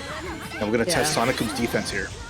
So, BEPaw is always going to rock the Hilda, but does have, like I mentioned with last time we saw them on stream, a number of secondary characters that they like to pull out. I've actually not seen the Akatsuki recently, but it can definitely work, especially with this rushdown Heart that you can see. Okay, Punch of Love is going to connect on to Hilda, and now you're going to see using that homing dash as part of the combos here, and the cross raid going to finish that out with that extra 1.5k damage. Really nice. I mean, super with assists backing it up. Again, it's a very good tool to bust out, and especially you land those combos and receive it. The coast to coast we got. BEPaw is going to try to go for a switch out. Also, at least make Akatsuki the main character here. Yeah, just so Hilda can get a lot of this life back. But this is an S now. Range, it's going to kind of trump that of Akatsuki. And again, you gotta be extra careful here because that super is gonna be quick and a nice snipe. I was about to say, but Sonic way ahead of me. Nice jump and let me get a punish. Yes, S's sword is really big. Good tech on the anticipatory throw again. Oh, that time that was almost going to be bad for BEPaw, but it doesn't matter. Cross combo is now activated here. Hilda now the active character, but still can use that Akatsuki to get a lot of corner carry. Back into the neutral here. Heart just dives straight to the ground. There's that homing dash, getting her across the screen very, very quickly. And that's gonna hurt. That was not BEPaw, just not ready to just avoid the zaniness. We're gonna just get the punch counter hit. What a decision. Sonicum just charging forward. I love that response, right? Here you have a big attack that is gonna just crush it. And then getting the trade confirm. I love that idea there, you know, dealing with the resonance that way. Oh my goodness, that was wild. That was wild. Now, BEPaw did say earlier in the chat that he and Ryazo, and you mentioned this well too, Raph, that both he and Ryazo have been playing Blue and training that very, very hard. So great to see them back here today. And it's fun to see BEPaw having a little bit of fun with some new characters. Oh man, the Sonic group, who've been, you know, they're a mainstay Wednesday night fight. I always see that competing, getting top 3s, and you know, top 2s, even first places all throughout. So in the loser side, always a little bit rough of it, but I'm glad they get to show off a bit. And nice using the punch of love all across. And now we're just taking a ride coast to coast. What a mix up! Oh boy. Yeah, this is really showing the power that Heart can have. I did mention that she was a lesser played character. Nice 5C, ending in the good. She hasn't seen a lot of gameplay, but the people who do play her they're mean with her. Absolutely. And Sonicum's just being a rude dude, just these up backs, getting these kicks, and it's just been relentless, but even knowing when to like, chill out. Doing a lot of these dashes and blocking, just recognizing that, okay, it's Akatsuki, so there's the parry is not really like going to be an anti-air. So I can just fly in and block and really have no problem, and I like that decision there, especially in this kind of matchup, although the jump C is going to force out a hit, but immediate jump back from Sonic is going to connect, and a super is going to whiff, and that's going to be no punish because it's so fast recovery, never mind. Yeah, that was pretty huge. Okay, reject coming out. Hard to stand there, and then another 5C. 5C user. Yeah, 5C user detected. But S's 5C is actually really ambiguous because she kicks you sort of head on, not with that, what we would assume with most characters is an overhead. So Sonic-kun up 2 now against BEPaw. I'm wondering if BEPaw's gonna change characters or if they're just like, let it rock. I mean, whatever they go, I mean, they're going with the Chie Hilda, so say goodbye to your life bars if BEPaw can get going. This was another one of their mainstays just to bring out the dirtiness that Chie can provide. Hilda is always going to be that bad bee that's going to come through for BEPaw / Flowerman / Marvin Pie. I love seeing Flowerman's name in the top left corner, remembering us of the older days. The old days. It's BEPaw here to make it count. With Sonic-kun, a lot of damage taken already, and now it's just gonna have to fight with the S. Blocks the DP, and that's a good start. Yeah, so using that DP, just like I mentioned the last time that BEPaw was on the screen, it does really good damage if it hits, but if it doesn't, just say goodbye to your life bar. S, once again, another super Hilda. Lots of recoverable life on their side, but has lost a lot in the meantime. Heart is out, gets out of the way of Chie. I feel like these are the two kickiest, punchiest girls in the cast, and I love it. They're just brawling here. The counter DP from Chie comes out, and then immediate homing in. And just these angles being denied by Tomoe. Persona, but the happy birthday with the meter here should be no problem for Sonic-kun. With this combo, oh, never mind. One under. There's the sandwich, there's the counter. Gets out of dodge, but oh my god, the up back city, and that's gonna do it. Sonic-kun 3-0 over BEPaw making top 8. On has been posting a lot about that as well, one of our regular international travelers for this game, but we don't have time for that because we're moving on. This is King of Ninjas versus Sky. All right, a really big match here to see how this plays out. King of Ninjas bringing out the Adachi. The Adachi is going to be here for this to go up against the Neo and the Susanoo. And of course, matching Joker colors all around here, but the joke is on Sky as Adachi is starting to run wild. Although Michael Sword, I lovingly call it, all the plus R players know, making it count. That was a really, really great reversal of the situation from Sky. Okay. Oh, yeah, gonna get both of those out. Yeah, the Neo didn't take as much damage as I thought she was going to, but it was pretty scary. Oh, that Phoenix, though, doing damage doesn't matter. Yukiko is dead. Sky is out here with a vengeance right now. Cross combo is activated.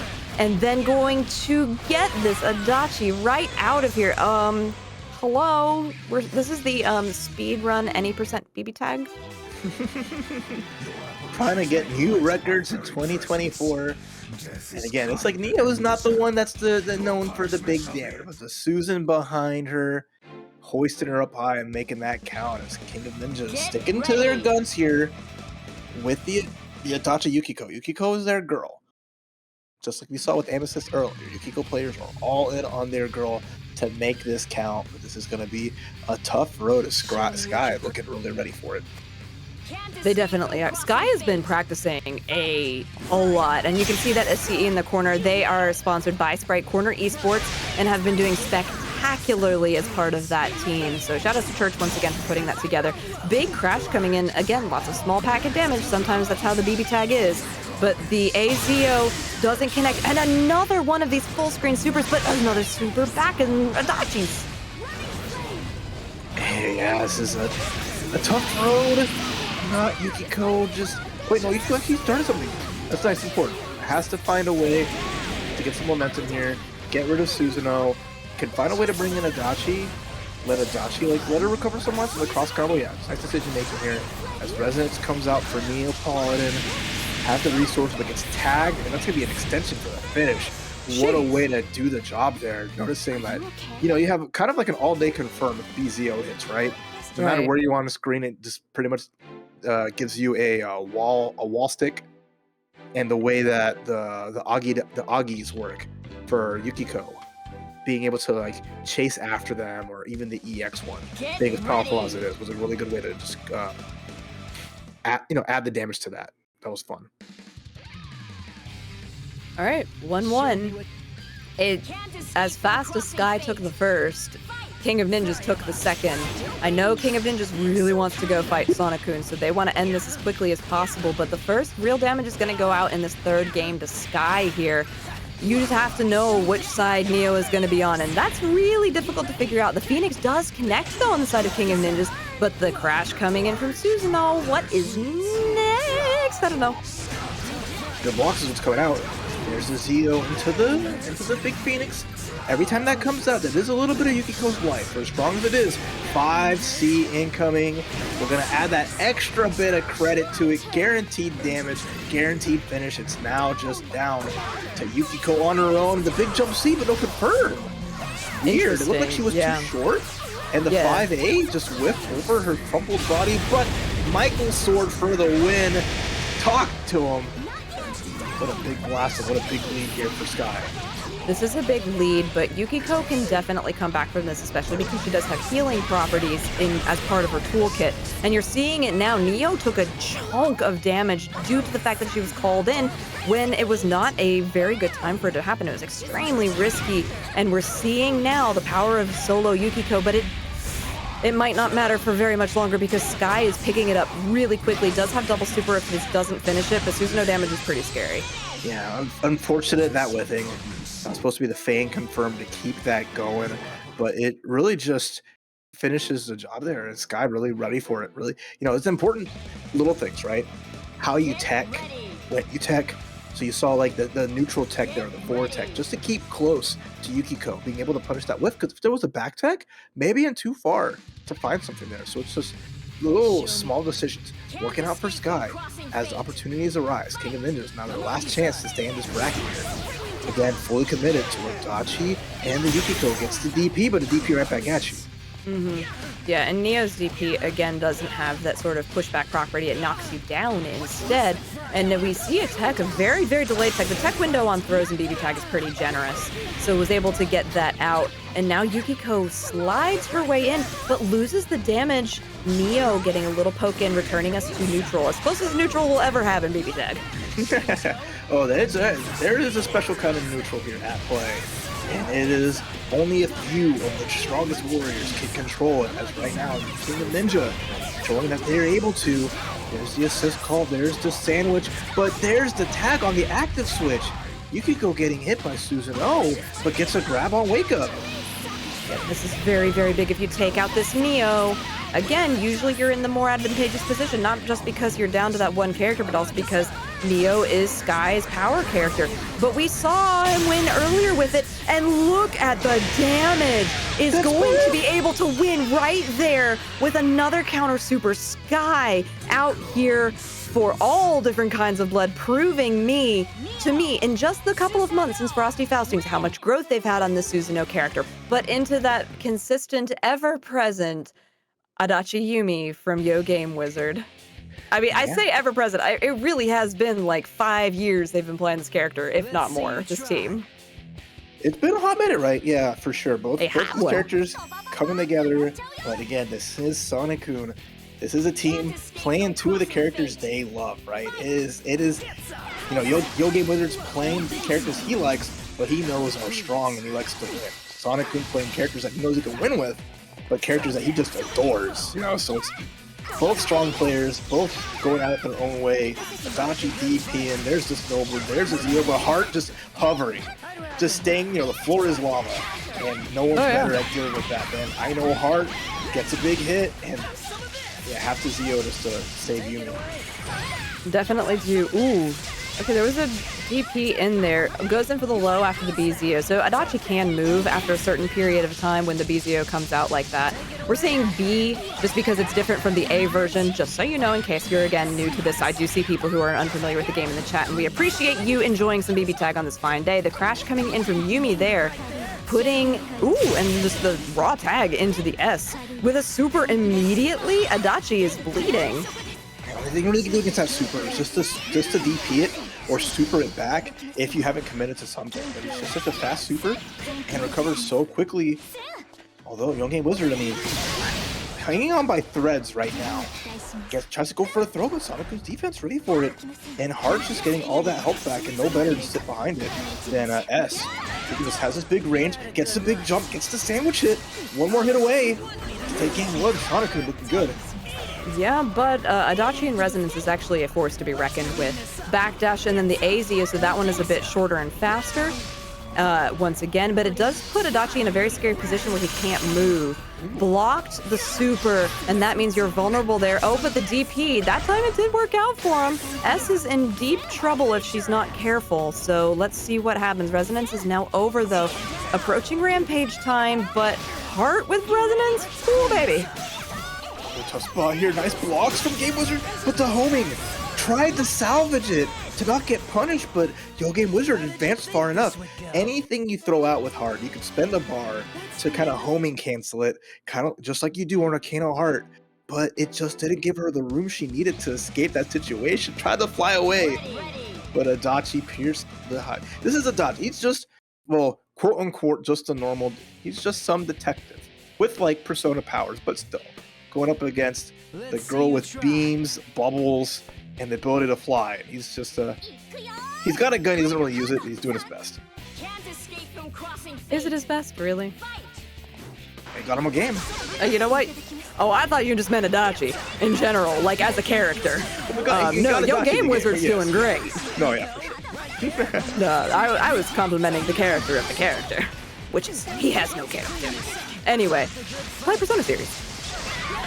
Getting right into it now on this second game that we have here. Backdash after an active switch from Yumi, but Sonic-kun doesn't care. We're going to punch up love all of the way into this corner, but the EX Snowbird's going to try and catch, doesn't get anybody now.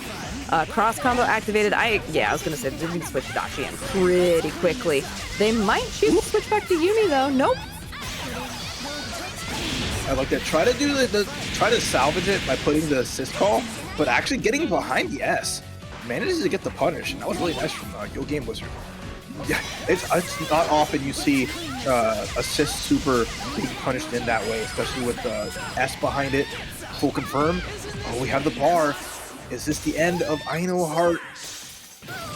No, not quite, and doesn't have that second bar to finish it, so that's actually kind of huge, because if Sonic-kun can regain a lot of that red health, it's going to be a big thing for YOGAMEWIZARD to have to cut through. Do get a big launcher from the Yumi assist there. This is going to be a lot of damage. Can't burst out yet, and then sandwich right into death. S is out of this, and Heart only got about a quarter of that bar back. What's the setup? Resonance immediately. But cross combos there, and now you're just in the blender, and Jump C does it again. So Jump C, typically in this game, you can't really steal the corner, right? If an opponent's in the corner and their back's to it, you don't really have a way to pull them forward usually. But Jump C from Yumi just happens to force the opponent to block the other way. And it creates this like nasty cross-up situation, even if Yumi doesn't actually go into the corner herself. It's kind of a very interesting aspect, but it's also very frustrating to deal with. Yeah, it definitely is. I love the way you said that, though, because it was so succinctly described everything that was coming into play. Getting into this third game now, YOGAMEWIZARD up 2, and what a starter. Absolutely explosive. YOGAMEWIZARD lost his Bojangles, and he's trying to take Heart right out of it. He's identified Heart as the serious threat, so wants to get out as quickly as can. But Sonic-kun wants to save her, and S is now in. Look at his defense, too. YOGAMEWIZARD just avoiding his instant overheads, not getting tagged, and S might be a little potato, but she had to block all that beam and goes under this heavy pressure. The nice use the assist, tags the Ziodyne, and can avoid being put under more here, but still a tricky situation. It is indeed a tricky situation. Oh, super, but Yumi was blocking, and that means only Adachi got hit and is able to do the forward super, which is always a really interesting choice. It doesn't do as much damage, but does get a little bit of knockback. However, S back into the side of bullying Yumi into the corner, rejected. Yumi with the... Yeah, all of these snowbirds, exactly. You're just trying to catch really the assist character, but also trying to catch your main character doing something a little iffy. Was able to get the 5C off there. And now S is a big pickup. Yo, with YOGAMEWIZARD with the Yo with throw, giving Sonic-kun a chance, but there's the super gonna save Heart from taking the damage from it. That is the invincible super that Adachi has that covers the whole screen. Good reversal. Although S takes the tag, and now YOGAMEWIZARD one character away. There's the unblockable with the Ziodyne. Oh yeah, both of these characters can do really well in the air. Heart does usually have the air advantage, but YOGAMEWIZARD has the player or the character advantage with 2. Heart does come out of that homing dash to hit Yumi upside the head and punches her into the ground. Now we have a more even fight. We do have resonance on the side. No, we don't. No, YOGAMEWIZARD got hit. Oh, he was trying to activate that Zio, and Sonic-kun went right under. That was so smart. One of the harder characters to kind of like let yourself be a sitting duck. Yeah, Sonic-kun just sees it, flies all the way in, Dragon Ball Fighter Z style, Arcana Heart style really, but just dashes in, gets that counter hit, and then managed to get that. I don't think YOGAMEWIZARD wanted to get a Zio there, but hey, we take those. Sonic-kun on the board, down but not out, and YOGAMEWIZARD bleeding just a little bit. What they say, if he bleeds, we can kill it. I mean, yeah, Sonic-kun found that, did a really good job with it. I also, Raph, question if YOGAMEWIZARD did want to get the Zio, because it seemed real iffy with the fact that Heart was not hit and was not in any sort of block stun either. But now the overhead, the JC is not going to work out for YOGAMEWIZARD. Side switch, cross combo, sandwich, and then, geez, where are you? You're everywhere, you're nowhere. You dropped out of the super, but just recovered right back into it. So didn't take full damage, but took a lot of damage. Counter though. Is nice. I mean, Sonic-kun just needs this one shot, and that heart damage pretty consistent. Into the corner, and then just more safe pressure, and nice! Gets the push block, gets both characters. Sonic-kun gaming here. Out of bar, but just to extend it. I love that. I hate that wasn't enough to finish it. But 11K. Oh, this is big. Cross combo is now active. S taking a lot of damage. Yeah, I would try and get more health onto Yumi, for sure. 10K without a super. 10K, the power of those EXs, but S just saying, okay, I love that. Sonic-kun just going in and saying, I'm tired of this. Yeah, this is big. We tired of this. Yeah, reject. Use the bar. Definitely, you're going to build it up. Ooh, what a block from Jimmy. And then you're going to get the DP afterwards, trying to get Heart out of the air, these push blocks. He's just having to use all his meter on that, EX Snowbird on that one. And then Heart, ooh, with the recovery, gets S. Big oh, and the 2D, that was so smart. Catching the Heart on the way down. And the DP's gonna get one character down. It's all down to Heart. Resonance up. But to jump back again. Chicken blocking Sonic-kun. Always holding up back and then getting these jump-ins. Denying YOGAMEWIZARD the 5As, denying the anti-airs. Sonic-kun is like the king of the scrambles, and has now tied things up 2-2. That was crazy. There were so many back and forths and things that got capitalized on in that last game. I don't know how this is going to turn out, Raph. I have no idea. I'm tired of this. I'm looking into the future, and I can tell you, one of them that will win. I just mentally head dust so hard. Well done. Getting into it now, though. Only placement damage so far is Yumi on the assist side. Oh, but a big opener. Nope. Oh, yep, big opener for Sonic-kun here. Look at all the damage and all of the unrecoverable health on Yumi. Ooh, gets a throw too. We haven't seen one of those yet. Confirm and connect, and gonna be able to clash immediately, but the super whiffs. No punch there. Sonic-kun giving a chance to YOGAMEWIZARD, but YOGAMEWIZARD a little too quick to pull the trigger, and now it's just getting duffed 6 ways to Sunday. This is the strongest game that Sonic-kun has had so far. Definitely. Oh, yep, Zio coming in there is going to trap Heart. Oh, is trying to use the single launcher, but doesn't get anything out of it. Yumi is dead here. And this is a big, big road for Adachi to climb by himself. Yeah, the resonance does negate all of that incoming damage, but we have a cross combo now. S is so healthy. Tough. How do you get a hit on this? Gets the tag, and this should be enough to finish the job with 5 bar. Sonic-kun from the brink of despair. Double super heart S. Sonic-kun eliminates YOGAMEWIZARD to go to the loser semis. And again, Sonic-kun has been a terror of Wednesday Night Fight and other online events. And we're just so happy to be able to share the way BBTAG has grown with all of you, with all over 700 of you sitting here with us on twitch.tv/Tampa Never Sleeps tonight. Getting into our winners finals now. Chopsuey versus YoFavScrub. 2 of the strongest, if not the strongest players in North America. Once more dueling it out. YoFavScrub with that Carmine the Carmine Hakumen, and it's gonna be Chie Izayoi, both going with what they fully believe in. Here we go. Winner of this gets the grand finals winner side, guaranteed top 2. I don't know how this is gonna go. I mean, they're both so strong right now. They're just both such strong BBTAG players, but I don't know. I really don't. Let's just watch and find out and see who's going to get these opening hits, because it's going to go both ways. We got parries on both sides. We've got puddles on one side. We've got teleports on one side. Where are we going? That's the bigger buttons, though. It's going to be on the side of YoFavScrub. That would be the advantage they have. Gets the low A. Kills the Persona. Gets Chie on landing. And it's going to be able to get a lot of life back. Where Carmine gives up his health to red health whenever he wants to do a lot of these specials. Going to confirm here. I love that. I do too. This is going to be a lot. Yeah, get a big chunk of health back there as well. Oh, but a happy birthday on the side of Chopsuey. That was just a tiny missed input window on the side of YoFavScrub. And a cross combo is now active. Chie doesn't have any power charges up, but it doesn't matter. That's a big hit.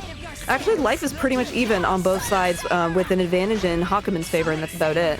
Yeah, but the very least, like Carmine having recoverable health, we're always able to bring that back if they get the auto combo, or if they just sit here and recover it right now. But the push block into air dash, nice recovery here from YoFavScrub. A lot of damage here. Doesn't have to super to finish the job. He's gonna need one more hit. It's gonna make the sandwich go to Subway to see if we can't get it, but it says it's gonna be a clash to get out of that situation and let Chie have some breathing room. Yeah, a lot of backdashing on the side of Chopsuey. He's got to watch that, because that could get caught by Carmine very, very easily. But now Chopsuey with the advantage here, putting Hakumen in the corner. The parry did work. Cross combo activated for YoFavScrub. Yeah, Carmine is now active, putting a lot of puddles onto the floor. Chop has to be careful. Yeah, get caught by Carmine. And Hakumen's still just like threatening in the background. Double, oh my god, everyone's just whipping DPs. That's been recovery counters no one's been swinging into. Chop finally takes out the Hakumen, but it's getting a little wild out here. It's getting a lot wild out here. Yeah, reject on the active character. Oh my god, assist Chie is so scary. But YoFavScrub has regained a ton of health. The wheel coming out. I was so lost for words with that moment, and I apologize in advance. But now Izayoi is taking advantage of the corner cross combo. Oh my gosh! YoFavScrub is insane with the lows. Just opening it right up. I ain't scared, you're scared. Bye! Fighting to find a hit. Turning, just, dust into gold. Any little thing there. Agniastra running under it.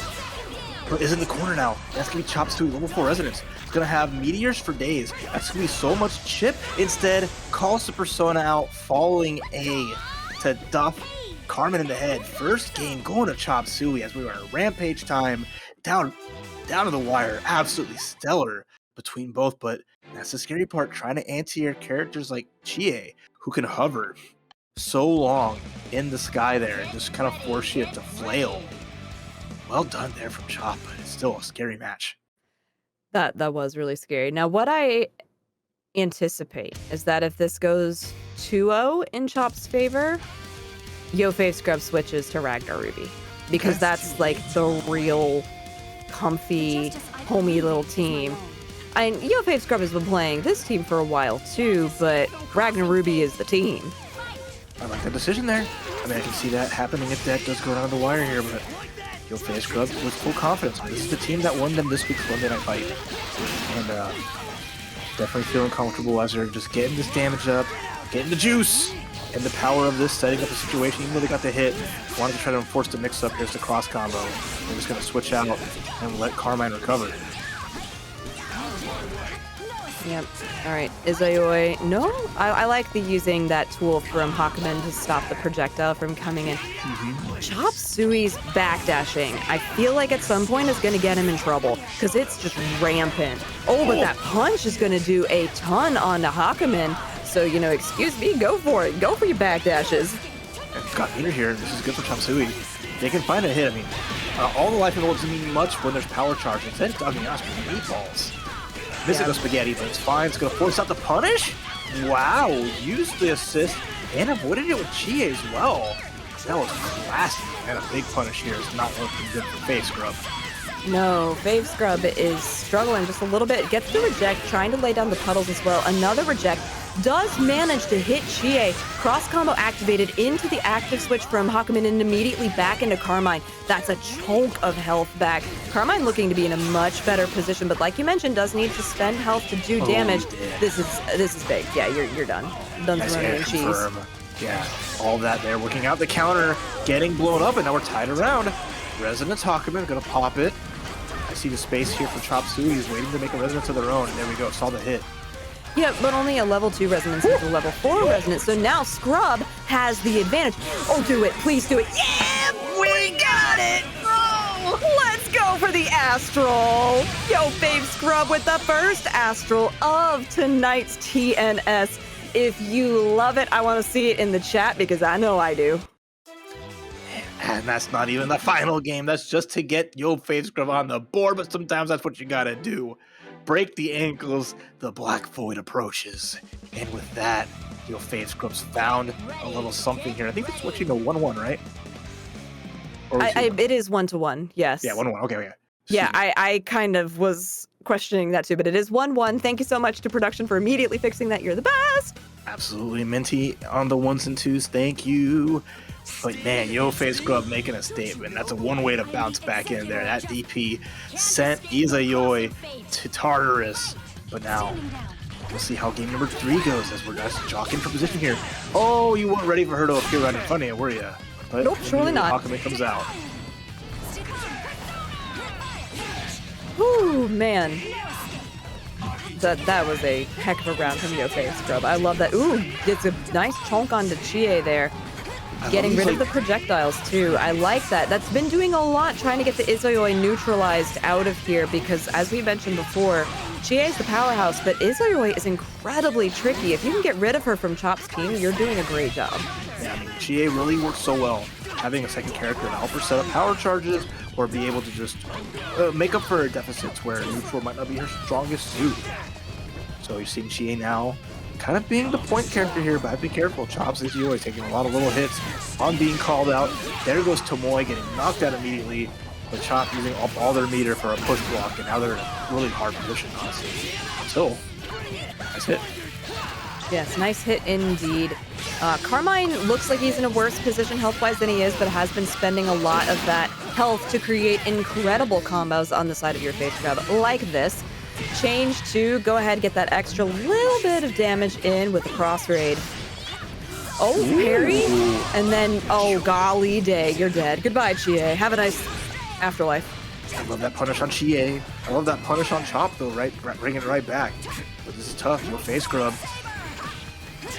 A couple hits away from making a big 2-1 lead here. Comes to Carmine, plenty of health to spend as he's just drawing from the blood bank. Yes. He's got a trust fund and he's not afraid to spend it. No, he is. That's a great way to describe it. I love it. Cross combo is now activated on the side of YoFavScrub. Yeah, bringing in the active Hakumen, wasting this entire level 4 resonance on the side of Chop. Chop's just not going to get a chance to use it.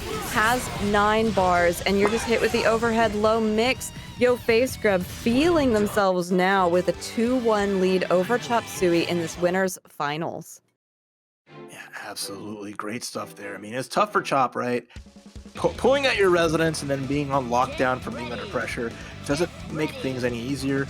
But then just how Hakumen just has been operating and being really like the star here, having the property that he carries over from Blazblue. Any projectile that he hits with his sword turns into a void. And that void is basically a stationary projectile. We've seen YoFavScrub combo off it consistently and just set it up to, like Jalen mentioned earlier, make the Izayoi assist basically just not effective.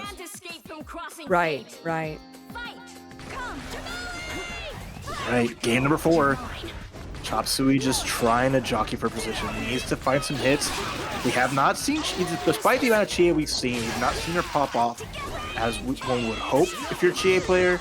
The power charge that the instant kill pretty much has not been represented, but sometimes it's okay enough to play for that. Use your meter to really have your character have all her resources, and then if you get the opportunity, cool.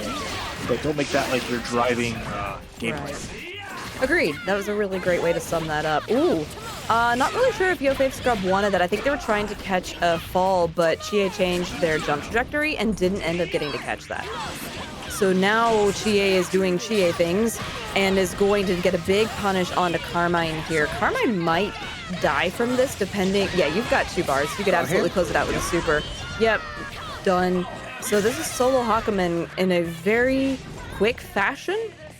Chop is looking great. It doesn't connect or doesn't do a combo after that. That was very risky on the side of YoFavScrub bringing out that parry, but does manage to hit Chie in the air. Now taking their turn back. Nope, Chopsuey's turn back. I like this cross combo just to ensure some great damage and just confirm. Absolutely stellar. 1 touch away. YoFavScrub forced to force activate resonance. Can parry and counter as many projectiles Yukikaze. That is unblockable, but that's avoidance to not get hit by it and gonna finish the job. Chop is making this a full set. We're going down to our final game to see who the grand finals is. Just wonderful play. And again, the lead you get when you're up 2 characters to 1, especially a character like Hakumen, who, yeah, he can stop projectiles, he can parry them, he can slice through them, but that doesn't matter because that's not going to close the gap. That's not making Chop be feeling any scared. And right now, he's feeling really good as we're going to go into our game 5 and see who will be taking the set here, Jadlin. I don't know. Raph, I don't know. And I was proven wrong.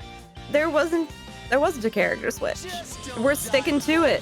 YoFavScrub staying with us. I was proven wrong once again. Have it be marked here on this day. That is fine. I understand that sometimes people really feel like this is going well, and honestly, in YoFavScrub's case, this team is doing fine, and I can see how it, performs well against Chopsuey's Izayoi Chie. However, Chop is doing a great job just taking YoFavScrub to the cleaners. Wake up 2D just to kind of disrespect, baits out the DP as well, aka the counter, and now Chop is having a good time. Look at all this meter here. 1 solid hit, but the counter is just going to save YoFavScrub temporarily. This is just an onslaught of normals, instant overheads, air dashes, and everything in between. Yeah, the entire kitchen sink. You can get a new one here at BBTAG. And yeah, this is a big hit coming in from Chopsuey. Gonna drop the Hakumen out of it, but ooh, Carmine does get a hit on the Izayoi assist. The meatball super does come out from Chie. Puddles on the ground now. Carmine just trying to fly in the air and catch Chie. Cross combos activated. What are you gonna do? Get a free hit. Couldn't confirm it, but overhead. 1 character away. Chop. Demanding lead, but a big hit. YoFavScrub. Full damage here. Has a resonance available, but only level 1. It's going to be the hardest comeback of YoFavScrub's 2024 career, maybe. I don't know. But it feels like it. It definitely is going to be difficult. That is for sure. I mean, you just have to be so careful. Yeah, trying to jump and match these 2 very airborne characters. Oh my gosh, the return of that one. That stopped the oncoming damage, but not for very long. Chopsuey now back in with the Izayoi. No meter on the side of YoFavScrub. He has to achieve a miracle, which I don't think can happen. Not after the super, even with the damage here. Yep. So that is going to be Chopsuey putting YoFavScrub into the loser's side of things, where he will await Sonokun versus Sky, which is definitely loser semis. Oh gosh, loser semis, Sonokun versus Sky. This is gonna be big. I'm excited to get to see it. As a reminder to everybody, because I do know that there are new people, every game in BBTAG is 3 out of 5, so there is no change in the way that we're going to do rounds. So we are getting the Neo Susan into the Heart S. These are two character specialists, and I can't wait to see what happens. Already first hit from Sky, but not a full hit.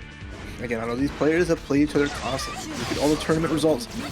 They definitely had their faces off, and I like their really unique teams. The DP from Heart can't homing cancel that, I'm afraid. And now, not a lot of damage from it, but a throw's gonna add some more, and let's see what Sky can do.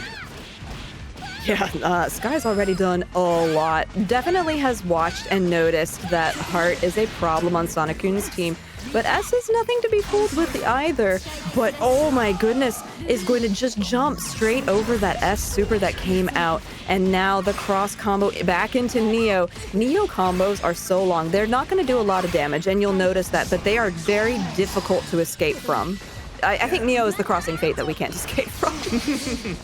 Got a lot of tricks on her book. She got some like clone counters and a lot of interesting specials. She has a command grab super that when she whiffs it, she's pretty much like toast, but it is a funny tool that can be used. So she has a lot of stuff under the hood. Right now, S is just keeping it simple, keeping it classic. Big DP, it's a big sword, and almost finds the command grab.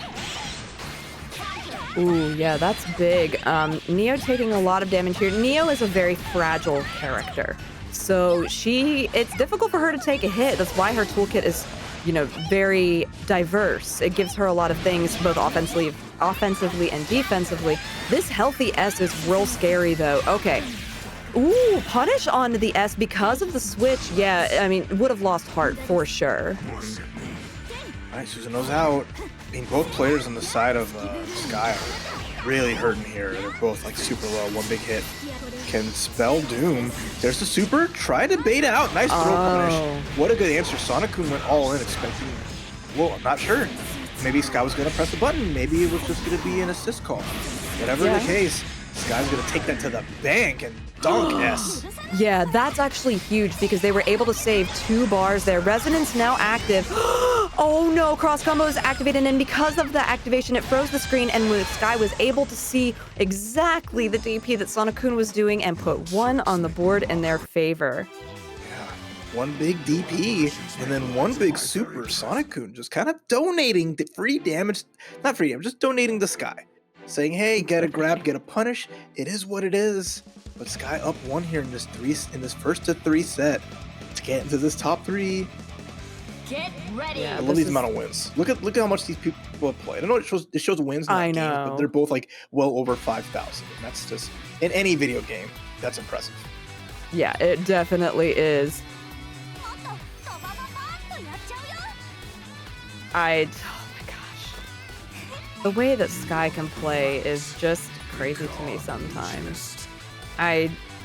Agreed. Again, seeing them grow throughout the years and seeing them just really jump into this and take control of this Neo character and pioneer it from the beginning has been so fun to see. And now we're seeing it once again. Heart did drop out of the combo, but Neo can challenge Heart in the air extremely easily, taking advantage of these cross combos and these partner calls. But now, Sonic-kun trying to get some of this life out of Neo. Please, stop! All right, it's keeping it going. I like that. Setting up pressure here. There's the homing dash, and again, homing dash just Heart's unique tool, being able to just dash, gain invulnerability. There's the charge that's invulnerable for the launch, and then the cross up uppercut toe. Full of love is Heart now. Sets up a good spot for Sonic-kun because of Susanoo.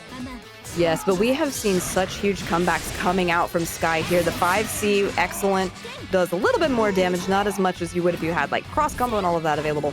But we have cross combo now from Sonic-kun. How much damage is this going to do? Heart is now active once again. Susanoo does have a decent bit of damage, does get that level 3 resonance off during that time, but the overhead from Sonic-kun's Heart just really doing a ton of work. Side switch now to, big punch. Did build up 2 bars of meter, can close this out with a super if they need to. Cross combo with the extra damage, or are you just gonna be clean? Nope, gonna get that little extra done. Parts of love! All right, there we go. 1-1. Sonic-kun, super solid that game. Again, it's just tough. If you have characters that like you try to do two C's, or sorry, 2 B's to get anti-airs, you try to like chop Heart traditionally, it's just so difficult. She is so good at just getting in We're jumping in. It's so difficult to stop. We're rushing meet up those air-to-airs.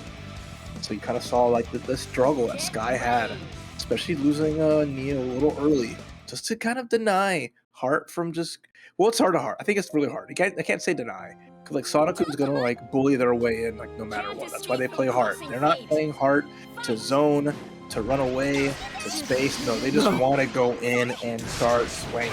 It's the rushdown part, and we're seeing that now. They are in it for the rushdown with a happy birthday start immediately. Gets a good 6K on the both characters, which is a significant portion of damage. Neo, though, taking an additional 7K. Oh no, cross combo, it's gonna be more. Yeah, and the change afterwards too, you had to. You almost lost Neo again in the first couple of seconds of the game. Well, it's a big hit though. Sky letting Neo recover. She's on the bench, getting some rest. It's gonna be a throw. Nice tech from Sonic-kun. Probably gonna try to find a way to get S in potentially. Depends. It's just so comfortable with the Heart. There's the cross combo. There's the Michael sword. It's gonna hit on one, and Susan's gonna take the damage. Yeah, that's a lot of damage. Okay, punch coming in. Nope.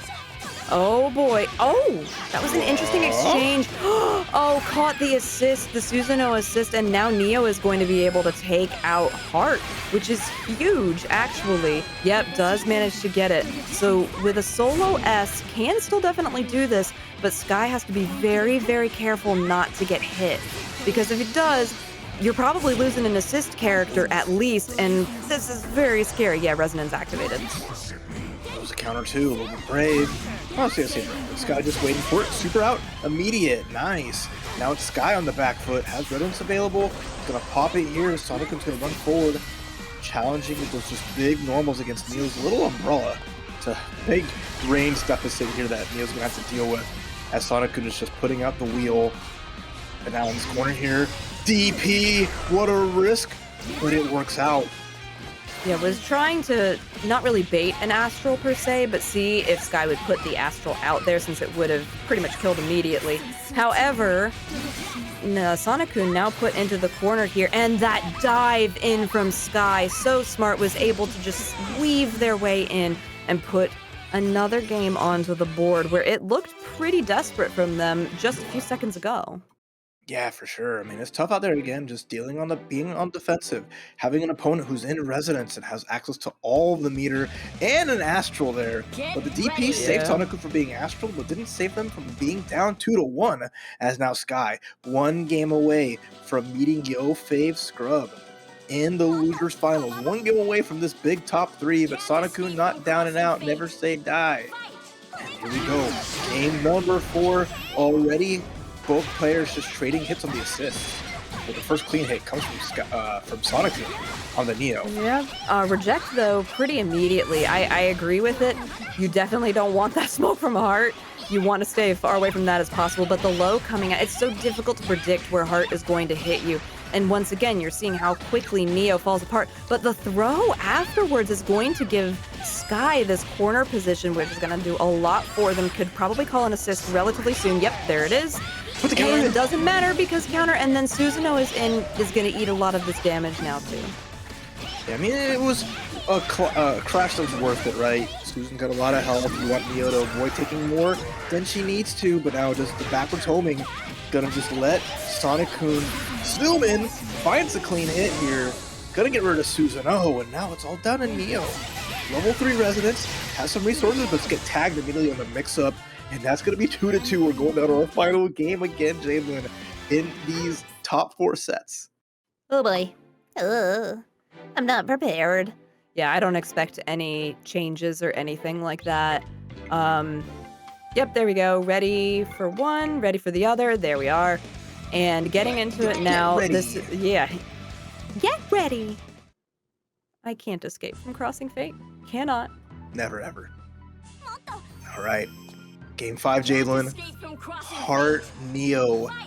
Round start. And both just dashing back and saying, nah, we don't want that smoke. Nope, not today. Not on this fine Sunday here at Tampa Never Sleeps as our featured game of the week. Nope.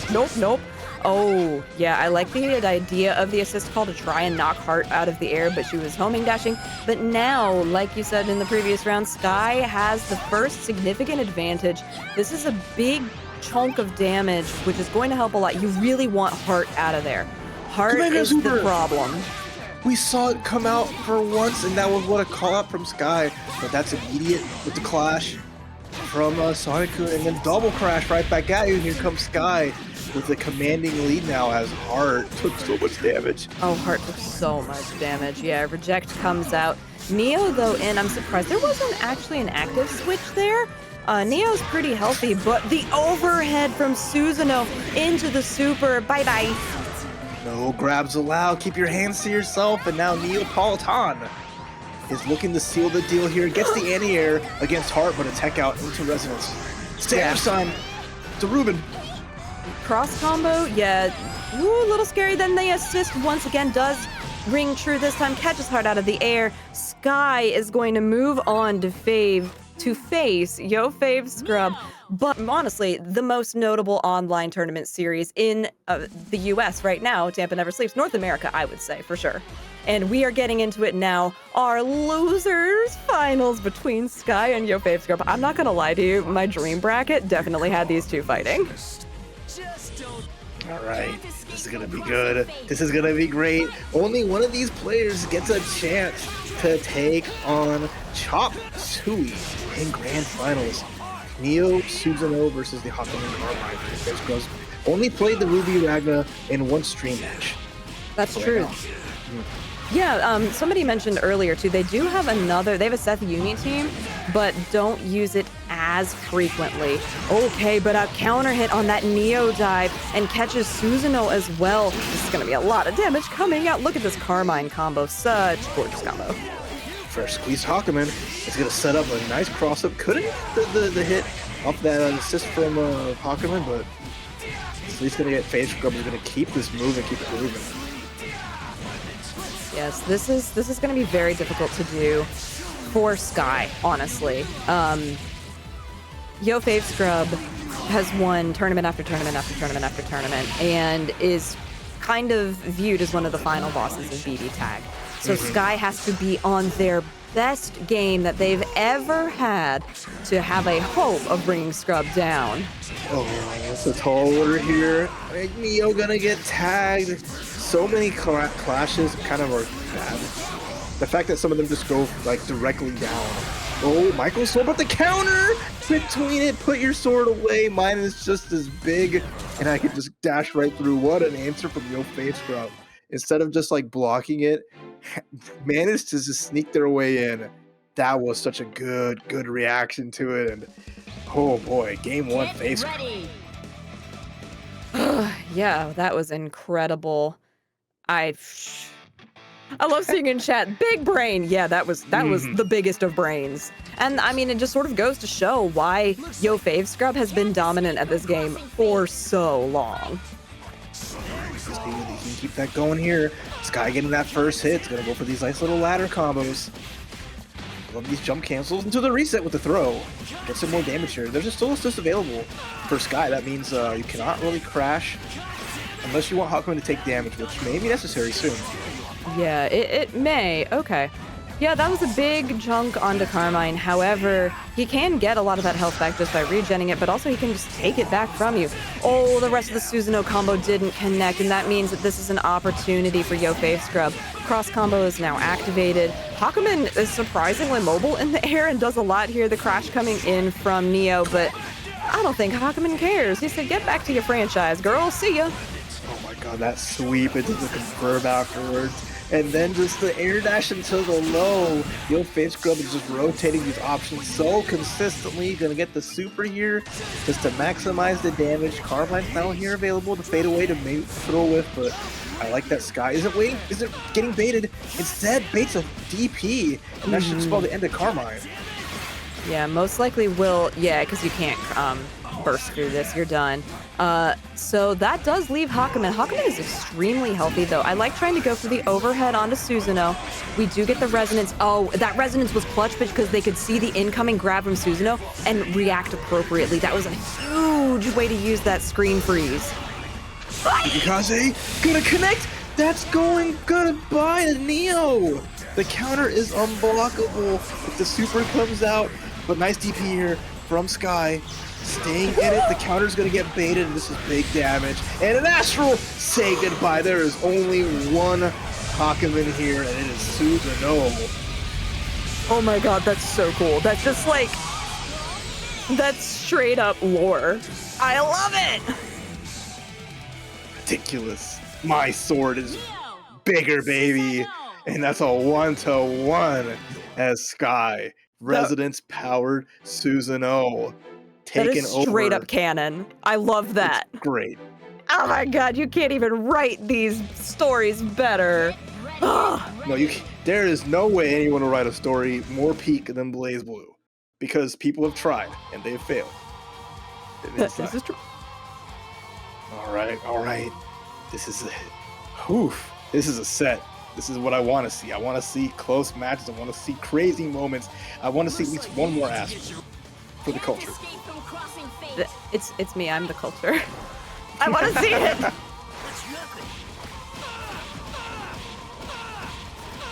Oh my god. Yeah, I just, Carmine, baby, it's okay. You're not actually using your own blood to do these combos. Okay, but 5C. Using it for that 5C though. Yeah, that is, a great way to reset what's going on. Oh my gosh, that assist from Hakumen doing tons of damage. Neo, sweet child, where did your life go? Because I think it has evaporated into the ether with this combo coming out from YoFavScrub. Doesn't have enough to finish. If he'd had 2 more bars, yes, he could have, but didn't have those 2 bars. Did do a significant amount of damage, and that time the DP from Susanoo did not work out. And that's the tough part.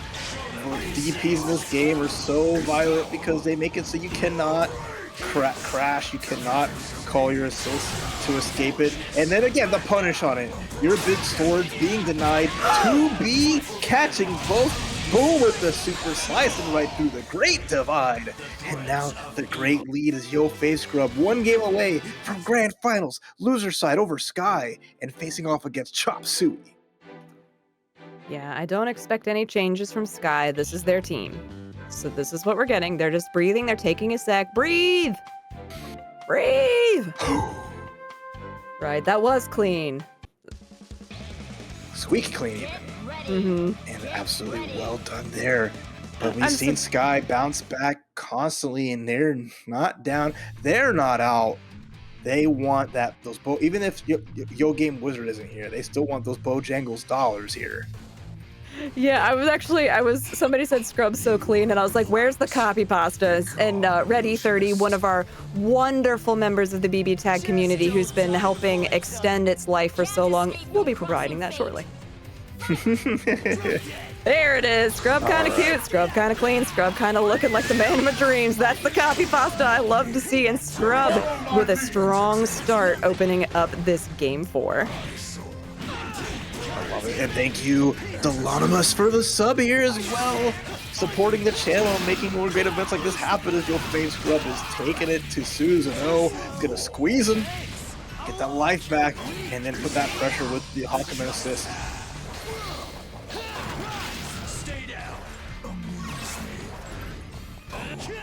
Yep. Just doing everything they can. I love that color change like you highlighted. It's actually really easy to see, and I like that a lot. But a nice opener from the Susanoo onto the Hakumen. Oh my gosh, the You were trying to bait a bravery. throw or something, but it was YoFavScrub with the air special. Just recognizing a hit, getting the tag, and it's all down to Nia Pawn by herself. Gets the low crush. Finding a hit here. Yeah, Command okay. grab super for damage. So chose just to see what was going to happen afterwards. The dive kick into the immediate resonance cross combo, though. Yeah, got out of there pretty quickly. Carmine taking a big hit here from resonance enhanced Neo, but now a big hit onto the poor Neo in the corner. And look at all the life back on the side of Carmine. That auto combo finisher doing so good here. Sky in a tough spot. Neo with 4 bars. Not much more you can do except hope for a clean hit into a super. In here though, comes up from Scrub. 1 hit away. Finishing the job here. Cross combo activated. Neo in the air using her floating abilities to stay out of there. Yep, trying to. What a catch on the side of YoFavScrub. And that is going to finish it out. YoFavScrub moves on, but Sky in a definitive third place here at TNS. If you love seeing that Neo Susanoo, give Sky their flowers. A round of applause versus Chopsuey. Tampa never sleeps. Grand Finals. BBTAG can't escape from crossing fate. And you Let's never go. will. All right. Rachel theme on deck. Mini stage locked in. YoFavScrub has to win 3 games to force the reset, and then 3 more to take the crown. Chop just needs 3 wins, and here we go. Round start, Carmine first hit. The DP's gonna get tagged though, and then immediate super for extra credit. Oh yeah, this is huge. YoFavScrub said, I gotta win 6. Let me win 3 first real fast. Yeah, Chie does come in quickly. What I'm interested to see in this entire set is how often Chopsuey chooses to power up the Chie, getting those extra charges since she can do so much more damage. We haven't really seen that yet. However, we're kind of sitting pretty even right now, playing as most neutral as you can in BBTAG. Yeah, I mean, it's been a shocking position always, even though YoFavScrub with the big hits. Yeah, cool, Carmine's got a lot of red life, but that's Carmine. He'll get that back, no problem. Chop with a big jump in, and it's a tall guy. We're gonna go for those Chie staircase combos as she is getting her steps in, but Yukikaze comes out for a nice double jump to avoid it. Yeah, that could have been a lot riskier. All right, we got the parry there with a throw afterwards. I like the scoot there. You know, Carmine just running forward to try and get Chie moving, get as much damage onto that. Assist call Izayoi as you can. And cross combo is now activated. Push block as well. Chie is just kind of stuck in this really rock and hard place situation, although the blood puddles are now pretty much gone. I want to confirm too. Good damage here with 2 bars. Gonna need 1 more hit afterwards to finish off the Hakumen. There's the counter. Good answer. Yukikaze again with the double jump out. No problemo in the counter on Carmine. I love Chopsuey's awareness. Oh, sorry to interrupt. Yeah. There was 1 charge there, so there was briefly a little bit more damage, and that was a lot. 11.8k is pretty significant, so glad to see already Chop bringing out this charge is something he hasn't done, and that was such a good cross combo to end out the first round in Chop's favor. Absolutely. Chop using those tools effectively, finding an opportunity to hit that power charge. That's like not the bread and butter, but that's just like the icing on the cake. If you can get those combos, it doesn't matter how healthy an opponent is, they will get erased. And you add like the cross rate to finish it. It's such a good like guaranteed bit of damage. There's just the cherry on top of that icing. It's so sweet, delicious, and Chop 2 more games to achieve victory here in Grand Finals. Oh my goodness, this is so huge. Well, you better not bore me. All right, Chopsuey ready to go. Did some really interesting things in that previous round, and interesting in a good way. I love seeing immediate adaptation, knowing that YoFavScrub has, done what they've done. I know that Chop has been in chat. I've been watching them, so they've been watching these matches anxiously, avidly, understanding everything Scrub can do. Of course, I mean, they have a long history of facing each other out. They are continuing this story and adding another chapter, but right now Chop is leading the way as their protagonist, not giving YoFavScrub opportunities, but that hit is going to lead to a crash, and now Chie gets out of the corner and puts YoFavScrub under pressure, but nice counter to put her back in. A cross combo now activated. I would expect the Carmine to come in soon. No, we don't get that. Gonna keep the Hakumen. The parry comes out, but does not bear any fruit from that. Now we have just the raw tag into Carmine. Tries to get with a low, does connect, but now the overhead too. Oh, bye-bye, girl. Oh, the low was too far away. Chie went flying way too far, and then the grab afterwards too. Ooh, this is nasty. And guaranteed damage too, like that, throwing out the EX wheel into a DP just to avoid the crash, just to make sure there's no problem. Air counter. Beautiful stuff. Chie taking a lot of extra damage. 1 pixel away. YoFavScrub wanted to finish her then and there, just could not, but a counter hit in the air is gonna at least get some extra damage on Izayoi. Alright. Yep, using that Sonic Saber and Mirage to displace the Izayoi, make it visually confusing. BBTAG is known for its visual confusion, and Izayoi just capitalizes on that pretty much perfectly, but she is visual confusion the character. No, Push block does come out. I love it. Oh yeah, she's great. She's a great character. It's something. A lot of life lost still, though. When Carmine in a tricky position. Double up just to find something and finally bring down Izayoi, but couldn't catch the assist to get the extra damage. But it's still a lead for Chop. Oh, and Especially you know after what that. time it is? It's rampage time, so we're building meter on both sides as much as we can. Oh, gotta block the meatballs. Push block does come out, and then catches Chie in the air. She's down. Izayoi comes in, does not immediately go into resonance. I was gonna say, get Carmine out of there and then get it. That makes a lot of sense. That was a great decision on the side of Chop. Dashes down, dashes backwards.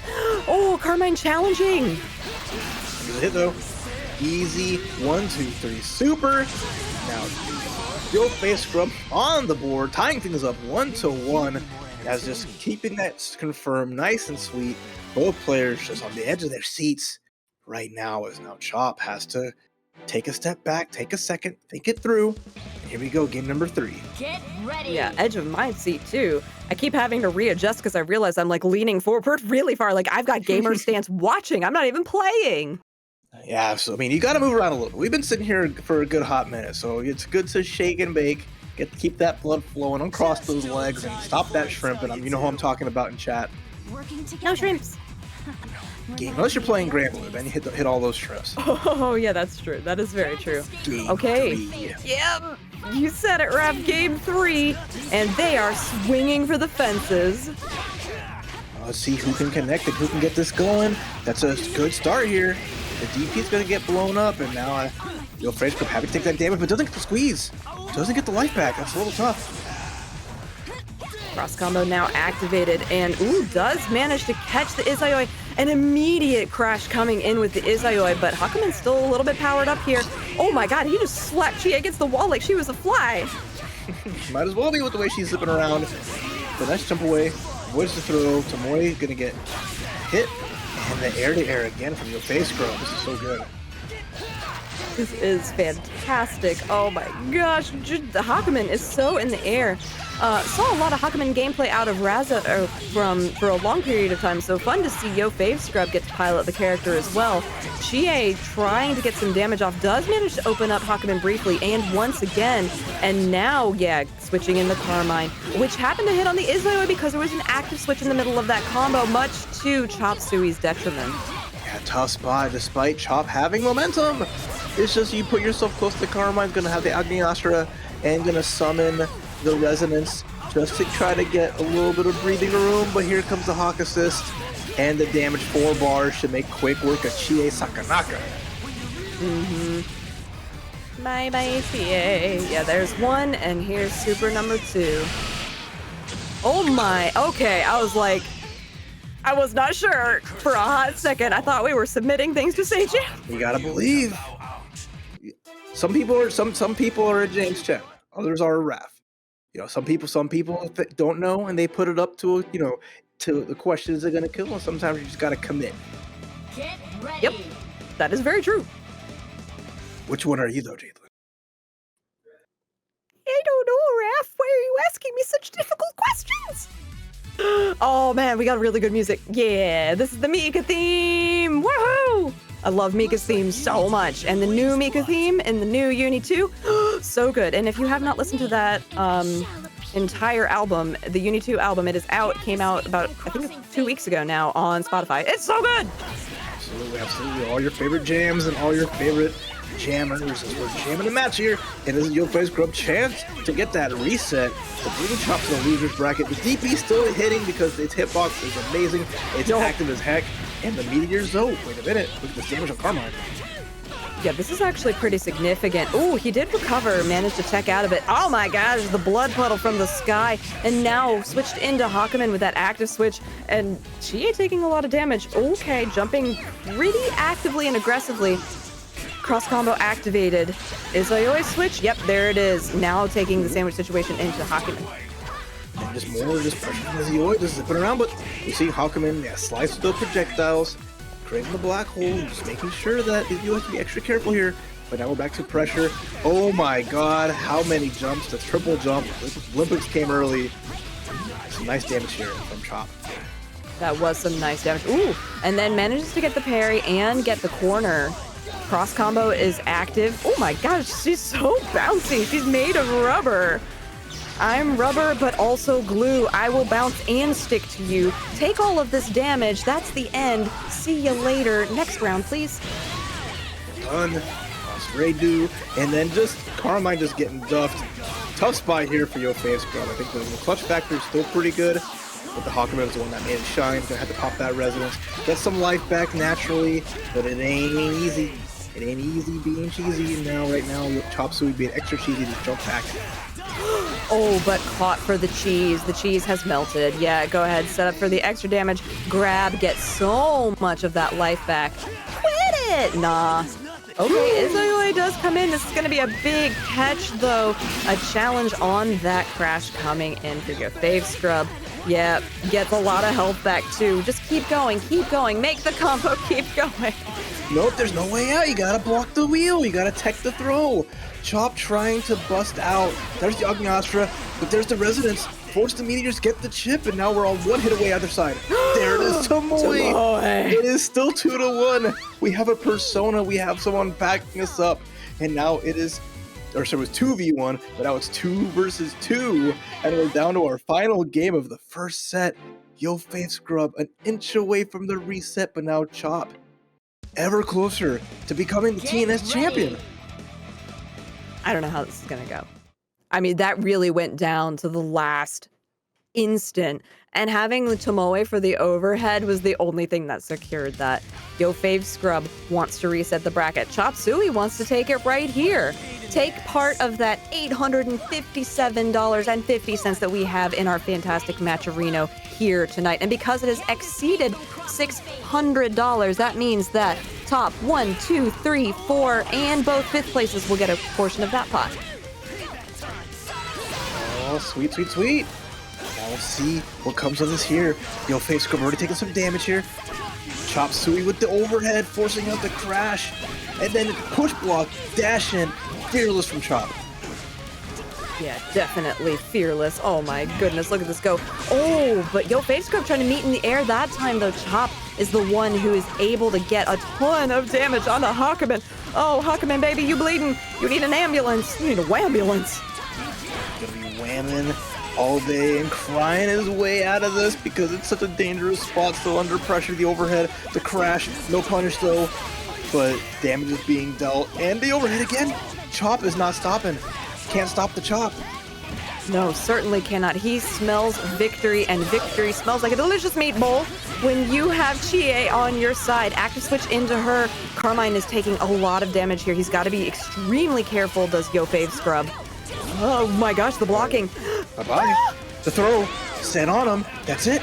One character left. It's Hakumen. Half-life. Overhead connects. But Chop in a commanding lead. The trophy, the win, is just a Hakumen away. My breath is, I'm just holding it. I don't know what's gonna happen. So Chopsuey gets a huge hit onto this. Does YoFavScrub get a chance to activate his level 2 resonance? He does fall out of it here. Oh no! He lives! There's the resonance now. This could be the comeback push block twice, spending 2 bars immediately. Just trying to sneak his way in there as Chopsuey just backdashes for the life of him. And there is finally a catch on those errant bash dashes that have been plaguing forever. What a tech, though. This player's scary. There's the cross combo.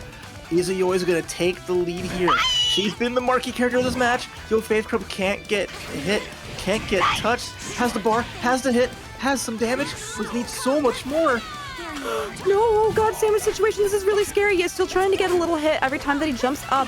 Oh, jumps once again. Blocks a Tomoe. Cross combo is now active on the side of Chopsuey. Blocks, push blocks. Who's active? It still is Izayoi. That is the end of the cross combo, so it's a little bit less dangerous now. Oh no! Doesn't get anything more than that. But the combo, the assist, the finish, your champion of Tampa Never Sleeps BBTAG special, the one and only Chopsuey. Unbelievable stuff from Chopsuey there. Taking out YoFavScrub in second place. GG's. That was insane gameplay. Chopsuey continuing their BBTAG tear